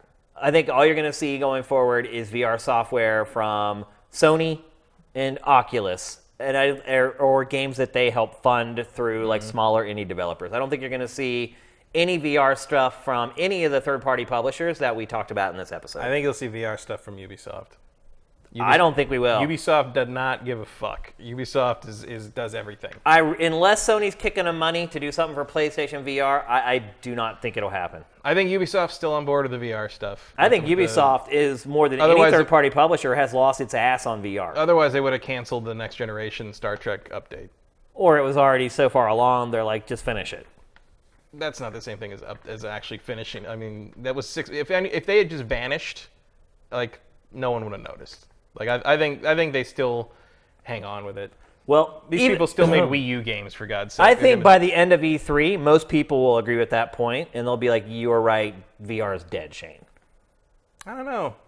I mean, it's not going to be dead for like major publishers, maybe, but like you're still going to have that indie. The little indie guys, yeah, absolutely. But, that's why I specified third parties. Yeah, I just don't know about the declared part because no one's going to stand up there and be like, "VR is dead. Everyone go home." Well, I don't think anyone's going to do that in a press conference or anything like that. I think you're going to see it through their actions when they don't have any VR games to show. They're not going to go on stage and be like, "Sony, you were stupid. Why would you put this thing out?" We're not. Although if anyone wants to do that, please go ahead. That would be great. If the Devolver Digitals, that's what they're going to do on that show. Awesome. That would be one of the all-time great E3 moments that we would talk about years from now. I guess we'll find out when Sony does their inevitable PlayStation VR montage. And we'll see if all of it's just Sony in-house stuff. Yep. Or stuff that's already come out for PC that's being ported. Stuff that indie stuff that Sony's publishing on their own platform or whatever. For my next trick, and this sucks, it's kind of a lap over for yours, but Ghost Recon Wildlands 2 will be announced by Ubisoft. I can see that. That'd be kind of I can see that kind of in conjunction. The unseen cash cow for Ubisoft, that game. top seller of the year for most of the first half of last year. Yeah. And I can see that as also kind of in conjunction with the Battle Royale thing. Yep. We're like, Yeah, so our Battle Royale, predictions kind of fit in together. Also, Wildlands 2 coming next year. Or Wildlands 2, also right now you can go play Battle Royale. Yeah. Or Wildlands 2 with a Battle Royale mode. Mm-hmm. That's 200 people. Yeah. Well, obviously the maps are big enough. You can fit they like are big 2,000 people on those. And here it is, my final E3 2018 prediction. Which isn't even on this piece of paper. No, I wrote it in. Just like that candidate that you got to get on the ballot. It's a bonus prediction. It absolutely is. It is on Sam's rundown, though. I made sure I added that note. Sam appreciates that. And my final prediction is Ninja Gaiden 4 at the Xbox press conference. And you can probably figure out where I came up with that one today. I came up with it because of Dead or Alive 6. And then I was like, wait a minute, why is there a new Dead or Alive when Team Ninja's flagship franchise has not had a new entry in like 8 years? Because Dead or Alive makes way more money than Ninja Gaiden does. I don't care. It's still its flagship franchise, Matt. I think Dead or Alive might be. Well, After what they did to Ninja Gaiden 3. well, not in my heart. In my heart, it's Ninja Gaiden, damn it. And Your heart lives in 2004. they are more than due for a new Ninja Gaiden, one. Number two, it's going to be shown at Microsoft's press conference because Microsoft has had a relationship with Ninja Gaiden since the first Xbox.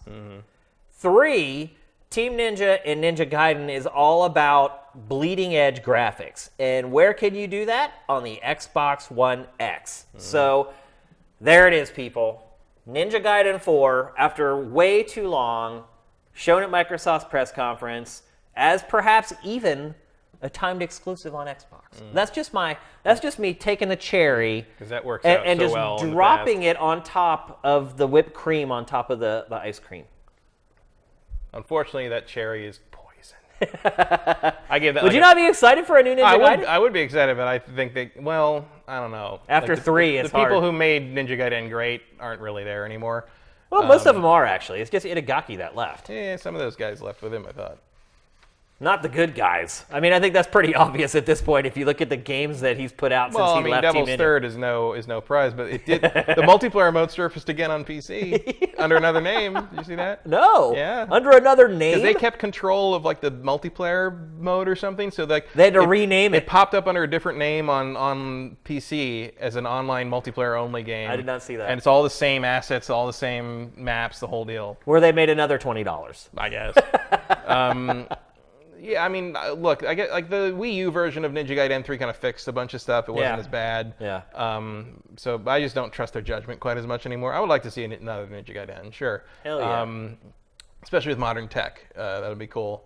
I just feel like that's a lot to ask from Team Ninja in 1 year. Isn't this the exact type of third-party exclusive Microsoft would announce on its stage, though? Yeah. Like this also game the type that they like need. maybe people don't care about all that much anymore, and But a certain group does, but Right. they already have PlayStations. They're certainly not going to buy an Xbox for Right. it. It's like, well, they might, but this is It didn't also work for Tomb Raider. This is the low-hanging fruit that Microsoft would swoop in and get. right.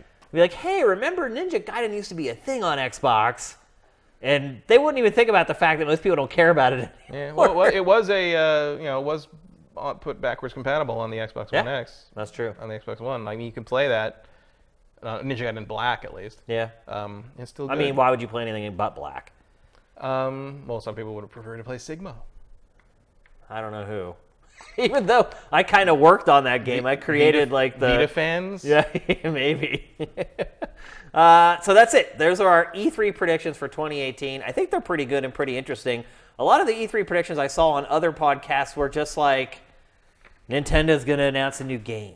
That's like, whoa, oh wow, okay. A game, way to go out you on a say? limb there, buddy. Will you be able to play this game? Yeah, exactly. Now we're going to go very quickly through our plan for E3 2018. Sam, bring up the screen. Here we go. So like we said earlier, we went over some of this stuff already because we've been talking about E3 throughout the show, but we're going to run you through it really quickly. Like we said, tomorrow we're not doing anything for EA. We will be on the site and we'll be watching the live stream with you guys on Sifted, but we're not doing like a live hangout or post-show analysis. We're going to save that for Sunday, June 10th, which is this Sunday, At 12:45, we'll go live. We'll probably talk about what happened at EA leading up to the Xbox show. Then the Xbox show kicks off at 1 p.m. Matt and I will be here watching it live with you with our live reactions. Once it ends, we'll have a half hour of analysis after the press conference is over. Then we all get a big break. So it'll probably end around 2:30. And then at 6:15, we'll be back and we'll do a pre-show for Bethesda. Hopefully nothing is leaked during that time, or hopefully something has leaked during that time. But we'll get you warmed up for Bethesda with a 15-minute pre-show, and then Bethesda kicks off at 6:30 p.m. Pacific on Sunday evening. That's 9:30 Eastern for those of you on the East Coast. And we'll watch that press conference with you guys live. You'll see our live reactions, and then we'll do another half hour of analysis after that. Monday, June 11th, is the big day. 3 press conferences that day. We'll kick things off at 9:45. We'll do a Square Enix pre-show. Then at 10 a.m., we'll do the hangout with you guys and analysis. Then we have a little bit of a break, but not much. There aren't any big breaks on Monday. Then at 12:45, we get on to talk about the Ubisoft pre-show. Show starts at 1 p.m. Pacific, 4 p.m. Eastern. And then we'll do the hangout for the live show, and then we'll do analysis. And then at 5:45 p.m. on Monday, probably the biggest press conference of all of E3, Sony's press conference. We may actually start the pre-show for that maybe a little earlier, because chances are some stuff is going to be coming out in these other press conferences before that. And then at 6 p.m., Sony kicks off, probably about an hour and a half, so around 7:30 Pacific, we'll start doing our analysis of Sony. And then Tuesday morning, it'll be me solo, but I will be watching live with you guys the Nintendo press conference. In fact, we did it this way last year. It was just me. I'll be doing the Nintendo press conference. I'll get you guys all greased up and excited for Nintendo for about 15 minutes before. And then rumors are saying that the Nintendo pre-recorded Direct, I don't think they even call it Direct, they call it like their E3 presentation, is around 45 minutes long, which may not seem like much, but that's actually longer than it was last year. Last year's was like 27 minutes or something. Especially if they're accurate in saying they're not going to do 3DS stuff. Yep. Yeah. And so, yeah, and then that wraps up around 9:45 or 10 o'clock. I'll do some post-show analysis. I should also mention that we'll be answering your questions after every single press conference. So there'll be time for Q&A after each one of these, after Matt and I kind of do our analysis. And then on Tuesday, like typically every year, we would do a master stream, an E3 master stream. And what that was is I would just hook all these streams into the TriCaster. We would all hang out. You guys would tell me what streams you wanted to watch, and we would just sit there and chat about E3 for hours and hours on Tuesday. We're not doing that this year. The lack of a studio definitely is a big part of that, but another part of it is you need like 3 machines or PCs to be feeding the streams into the TriCaster. There's no way for us to do that. So once we're done with the Nintendo press conference, all our coverage is going to be from the show floor. And the big difference this year is that there is going to be a lot more coverage from the show floor this year. Talking about a lot of cultural stuff, talking to the people who traveled long distances and spent large sums of money to go to E3. I want to find someone who spent $995 on the day of ticket. I mean, we're going to meet those people, absolutely. And we're going to do a lot of that stuff on Thursday instead of the first day, so that we can talk to those people after they've been there for a couple days. Mm-hmm. And they've kind of got the lay of the land. They know how much money they've spent at that point. And I want to find the one guy who's in line in the end of Nintendo's line on like Thursday morning and come back to him like once an hour. Yeah. Be like, how about now? Yeah. How you feel now? We're going to be doing lots of fun stuff like that. We're also shooting an episode of Pachter Factor from the show floor this year, which is something we've never done. I've got some other things. Michael Pachter on the floor. Yeah. Crazy. It's going to be hard to shoot because people are going to be bugging the crap out of him. And then I have a couple other things bubbling in the cauldron right now for stuff to do on the E3 show floor. We just have to wait and see if all that stuff pans out. But anyway, that's our rough E3 schedule for E3 2018. Really hope you guys will stick around and hang around with us for this whole week. It's going to be really awesome. I am more excited for this E3 than I have been for one in a really, really long time. I don't know why. I really don't, though. It's like neither do I. I think what's happening is we're starting to really see the best of software from Generation 8, and I think everything's just kind of hitting full swing at this point. Yeah, it's you're finally seeing everybody kind of like figure out the hardware. They're making the stuff they wanted to make originally. The games look better, play better than ever right now, and I think we're just in a sweet spot for Generation 8, and I think it's going to be a great show. So there you go. Those are our plans for E3. I realize a lot of you people are going to be watching this tomorrow when EA has already started. But for those of you on the stream, you are our true hardcore OGs. I wanted to get that out to you guys as soon as I could. So there you go. Now it's time for our trailer of the week. We could have chosen so many trailers for this week. But Don't Nod today, in a nod back to the first game we talked about in today's show, Vampyr. I like how Don't Nod was like, okay, our game's out. Let's talk about our next one. Next. Yep. Yeah, And literally, like 3 days later, they announced its new game. It's called Twin Mirror. Welcome to Brasswood. Get those questions in the chat right now. My bed don't weigh the same. This is it. This is where it all ended. I wonder how much things have changed. Take my clothes and wash my name. It's only been a year. Sam, I'm not trying to hurt you. It feels like a lifetime. Does the well go down past I wish I'd come back under better circumstances. What are you doing back in Basswood, Sam?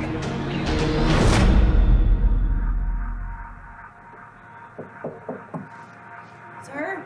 Hello? My head. What happened last night? Oh, shit! All that blood. And that's definitely my shirt from last night. What is this? I felt around for something real. Did I black out or what? There's a lady in the stain. I have to figure out what happened. Okay, wake up. Focus. Remember.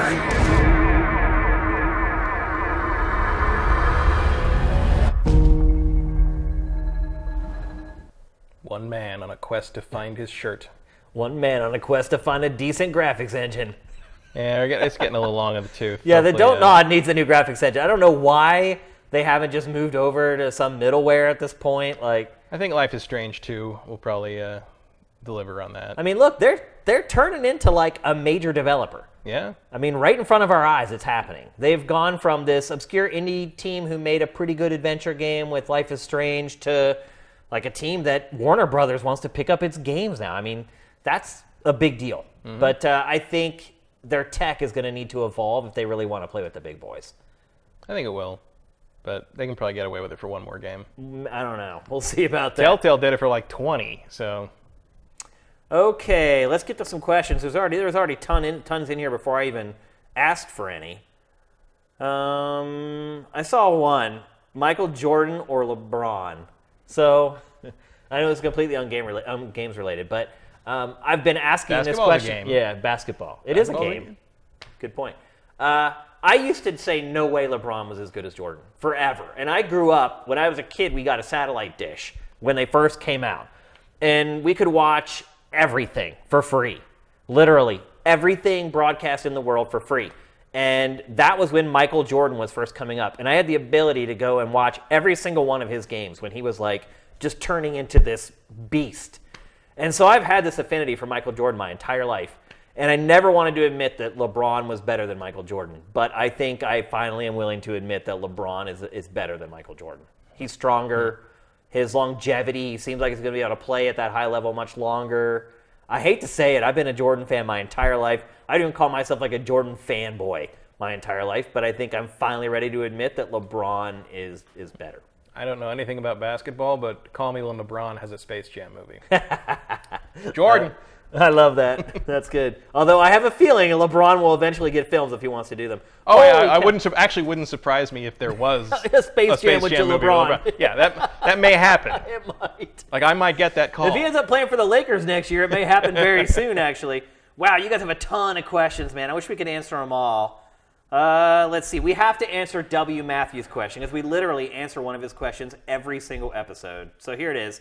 Some people think Microsoft will drop the gold requirement for online play at E3 and merge it with Games Pass. What do you two think? Couldn't hurt.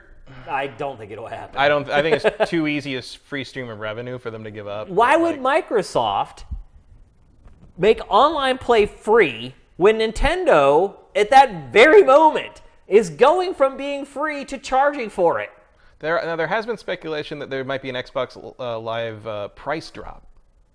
That won't happen either. Which unless they did like a tiered thing where for $20 a year you can just play online, and then for the other 40 you get gold, and then this you get gold and and Game Pass. Right. Like, I could see that. Yeah. Like so, like for maybe a little bit more than you pay now for gold, you would also get Game Pass. Yeah.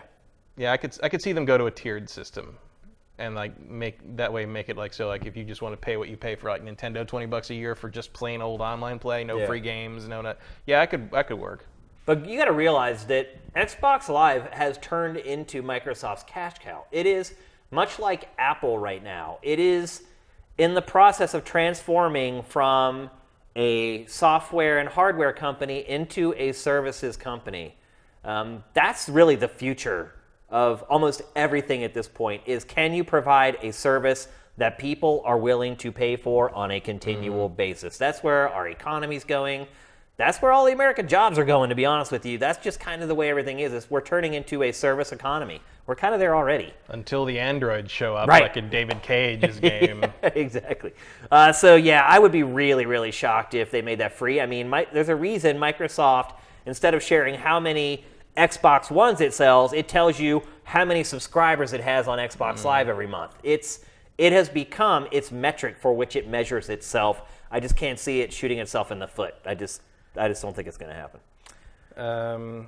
Leo Charles, who just became a Patreon backer. Leo Charles, is that his name? Yeah. Leo Charles, thank you very much, man. We really appreciate it. Welcome to the stream.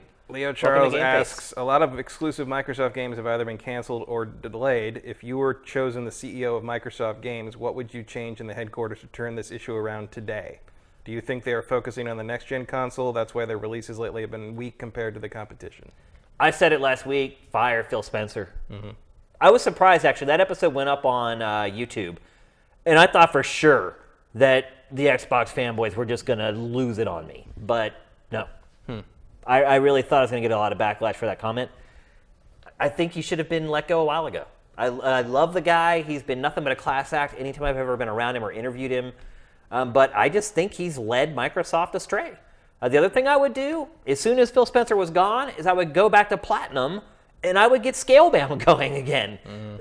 The big excuse they gave for canceling it was that they couldn't get it to run smoothly on Xbox One. You have Xbox One X just sitting there. So, yeah, that's what I would do. What about you? Yeah, and the games that do not run smoothly on Xbox One, I can't count that high. So it's not like that was a game killer for anything you're else. Right. Yeah. I think I would do this, what Sony did in the 90s when it was the PlayStation 1 was going to come out, and I would throw money around to secure exclusives that I knew people wanted and would basically hold them hostage to make them buy your system. That's how exclusives work. Would you go back for the Call of Duty exclusive DLC stuff? I wouldn't go back for that so much as I would go for, I think they'd made a wise move with PUBG at the time, but then Fortnite ate everybody's lunch. Also, the PUBG on Xbox One doesn't work right. Yeah. Like I saw it on Xbox One X.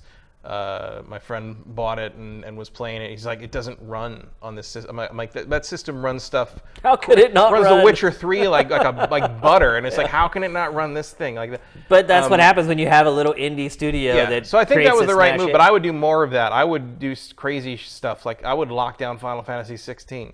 Just throw the money in. Just throw them. How much money do you want to put this only on the? How much do I have to pay you to make up for the lost PlayStation sales? Yeah. Like no more timed exclusives. No, hold that thing on there and make people buy the system. That might make people so angry though that they would just refuse to buy an Xbox out of spite. Yeah, they'd buy it anyway because they want to play it. They probably would ultimately. even though you won't play it for another 12 years. But the other option is, of course, to rebuild your second-party, world and like make because the other thing was the Xbox 360 was the place where everything ran the best. It was the place with the best online support. The problem is Sony's caught up with a lot of that now. My Xbox just flat out doesn't offer the best experience anymore. You're right. I had a friend who bought an Xbox One X finally, and he's like, I have 30 days to return this, and I'm thinking about doing it just because I hate the OS so much. And I'm like, you look at the OS for like 10 seconds. If you can make a snappy OS on the X, right? Well, the OS is terrible. It really is. And it's like, yeah. look, I don't care. I don't think it really matters how powerful the hardware is. No. I use it for 10 seconds to get into a game, and that's fine. But it's like, when I'm trying to get to the store, I still mess up where I'm going and what I'm doing. It's like, it's terrible. I do the same So, like, thing. there was an elegance to the 360 that made you want to have things on that game system, and I would go back to that. I would go back to that drawing board, and, like, yeah, a lot of it comes down to the next system and not making a terrible mistake about, the DRM idea that they made. I mean, they kind of had that chance with the X, didn't they? A little bit. To like revamp the UI and make sure it was quick. They did revamp the UI, and it is quicker, but it's still terrible. Well, it's running on the same backbone as the prior UI. That's the problem. But I mean, it was to the point. I mean, who knows how accurate this is? But the 343 people were, because they're talking about patching Master Chief Collection in July and fixing everything and like finally fixing the online. It hasn't worked for 4 years properly. Yeah. And they say that like one of the things that took so long is the Xbox One OS had to be fixed on the back end for them to fix whatever some of these problems were. And it's like, what? Wow. And so yeah. Fixing it immediately, I don't know what else you do other than throw money at the problem. Fixing it in the long term, like you just gotta go back to the drawing board. It's just hilarious. And do it better. Microsoft built its business on an operating system. Yep. It's insane. Yep. It is insane. Then again, Windows 10 isn't a frickin' joy either. Dude, just put Windows on it. It's got to be better than that. Yeah, but it's also like it's a vestige of that period where everything was a touchscreen and a Kinect thing. Windows 8, yeah. Like the Metro interface, and it's just like they got to move away from that without looking like they're fleeing. And so I think the next system should have a better interface on it. But yeah, they're kind of in a hole right now. I don't know how I'd fix that other than just throwing money at exclusives. Here's one from Damp Towel Man. I believe Damp Towel Man was someone I tried to hook up a game of Mario Tennis Aces with, and we were unable to play. But anyway, his question is, Tony Hawk said he was working on a new game with a publisher other than Activision. Knowing that and that Skate 3 servers were restored this week, do you think Skate 4 could be revealed tomorrow? Yes, I think it could be revealed tomorrow, absolutely. Yeah. Do I think it will? I don't know. Skate 3 servers went back up. They did, but isn't... They're doing something. I mean, isn't Skate 3 like backwards compatible? Yeah, I mean, that's why they put it up. Yeah, but I think that's also testing the water a little bit. Maybe not tomorrow we would hear about it, but like I think Skate 4 is bubbling somewhere. Here's the thing. There's a reason that Tony Hawk isn't making a skateboarding game with Activision. It's because skateboarding games don't sell anymore, and Activision doesn't want to make them anymore. So I think whatever developer or publisher Tony's talking to, I don't think it's going to be like a major... It's going to be like Focus Home Interactive or something like that that puts out the next Tony Hawk game. I would be really surprised if Skate 4 is announced tomorrow. EA has flat out denied it on Twitter that they're not They said they're not working on it, or it said it's not working on it. I mean, I don't believe that necessarily. A lot of times publishers will say that, and then 2 days later they're like, "Here it is, surprise!" And that's possible, but I just don't think the economics of Skate make sense. And EA is a bottom line company. I think if there's one thing we all know about EA at this point, is that it's all about the bottom line. Yeah. And I don't think that math works out for them. Let's answer a couple more. Yeah, Toothless, so many, you guys. Man, I wish we could answer them all. Toothless it just shows that you're hyped for E3, though. Toothless Gibbon asks, what conference do you think FromSoft's new game will be at? He thinks Microsoft. No. I think Sony, no question. If it's going to be at a press conference, it'll be at Sony. So absolutely. Although there was a leak on... Unless Phil Spencer's doing what we're talking about. There was also a quick, Twitch's E3 streaming schedule. From Software was briefly listed on the schedule, and then they pulled it off and put up a new one without From Software. But it was listed on the stream for 5 to 6 p.m. before the Sony conference on Sunday. Pacific time, obviously. Along with I think a couple other. I think Devolver was in there, and it was like the kind of the independent stuff in there a little bit. But it was listed on the scheduled appearances on Twitch's official schedule thing between 5 and 6 before the Sony conference. So probably there. Sounds legit. We'll answer one more.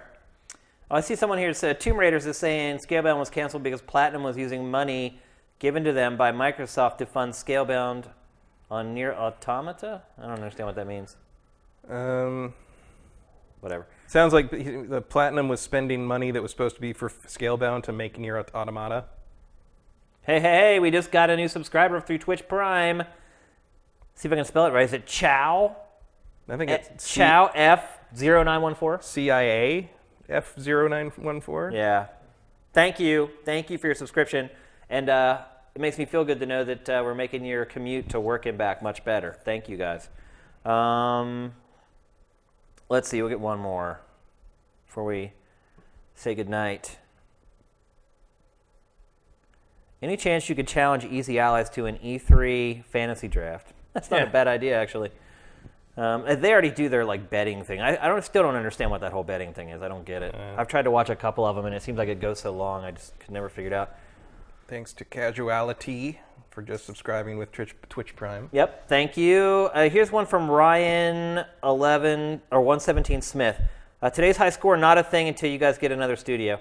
I'm still trying to figure out how to do today's high score without the studio. That was one of the shows that really needed it. And you'd know why if I showed you what the setup was while I did that show. It was insane. It was like I was like the mad scientist at this lab of transistors and wires. And I'm trying to figure out a way to do it at home. It's tough. The logistics of it are difficult. You basically need 3 PC setups all at once to make it work. And I just don't have the space at home to do it. I'm trying to figure it out. I know a lot of you guys really like the show. I really liked doing the show with you guys, having you guys be a part of it. So I'm not going to say it's dead or it's gone. I'm going to keep trying to figure out a way to do it. So, but yeah, as of right now, I guess what I would say is it's on hiatus. One more. Where's Agent? That was someone's question. Where's Agent? That's it. Your guess is as good as ours. Good question. That really might be vaporware. There's so many.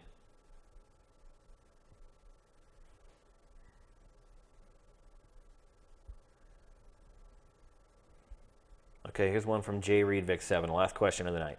What's the best, worst reason historically you passed on buying or playing a particular game or genre? Any instances you regretted passing on a game?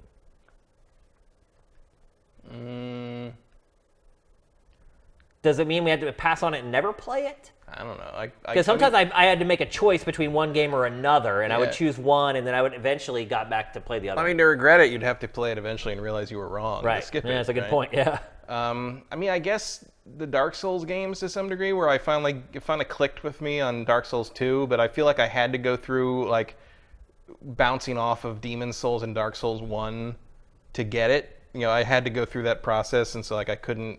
It wasn't going to happen otherwise. And finally, after shoving my way through Dark Souls 2, suddenly it clicked, and I went back to Demon Souls and Dark Souls, and I could play them now. It was like I don't know. It was like suddenly you learning how to whistle. It was like suddenly, oh, I get it. You can't explain to someone how to whistle. You just sort of oh, okay, now I get it.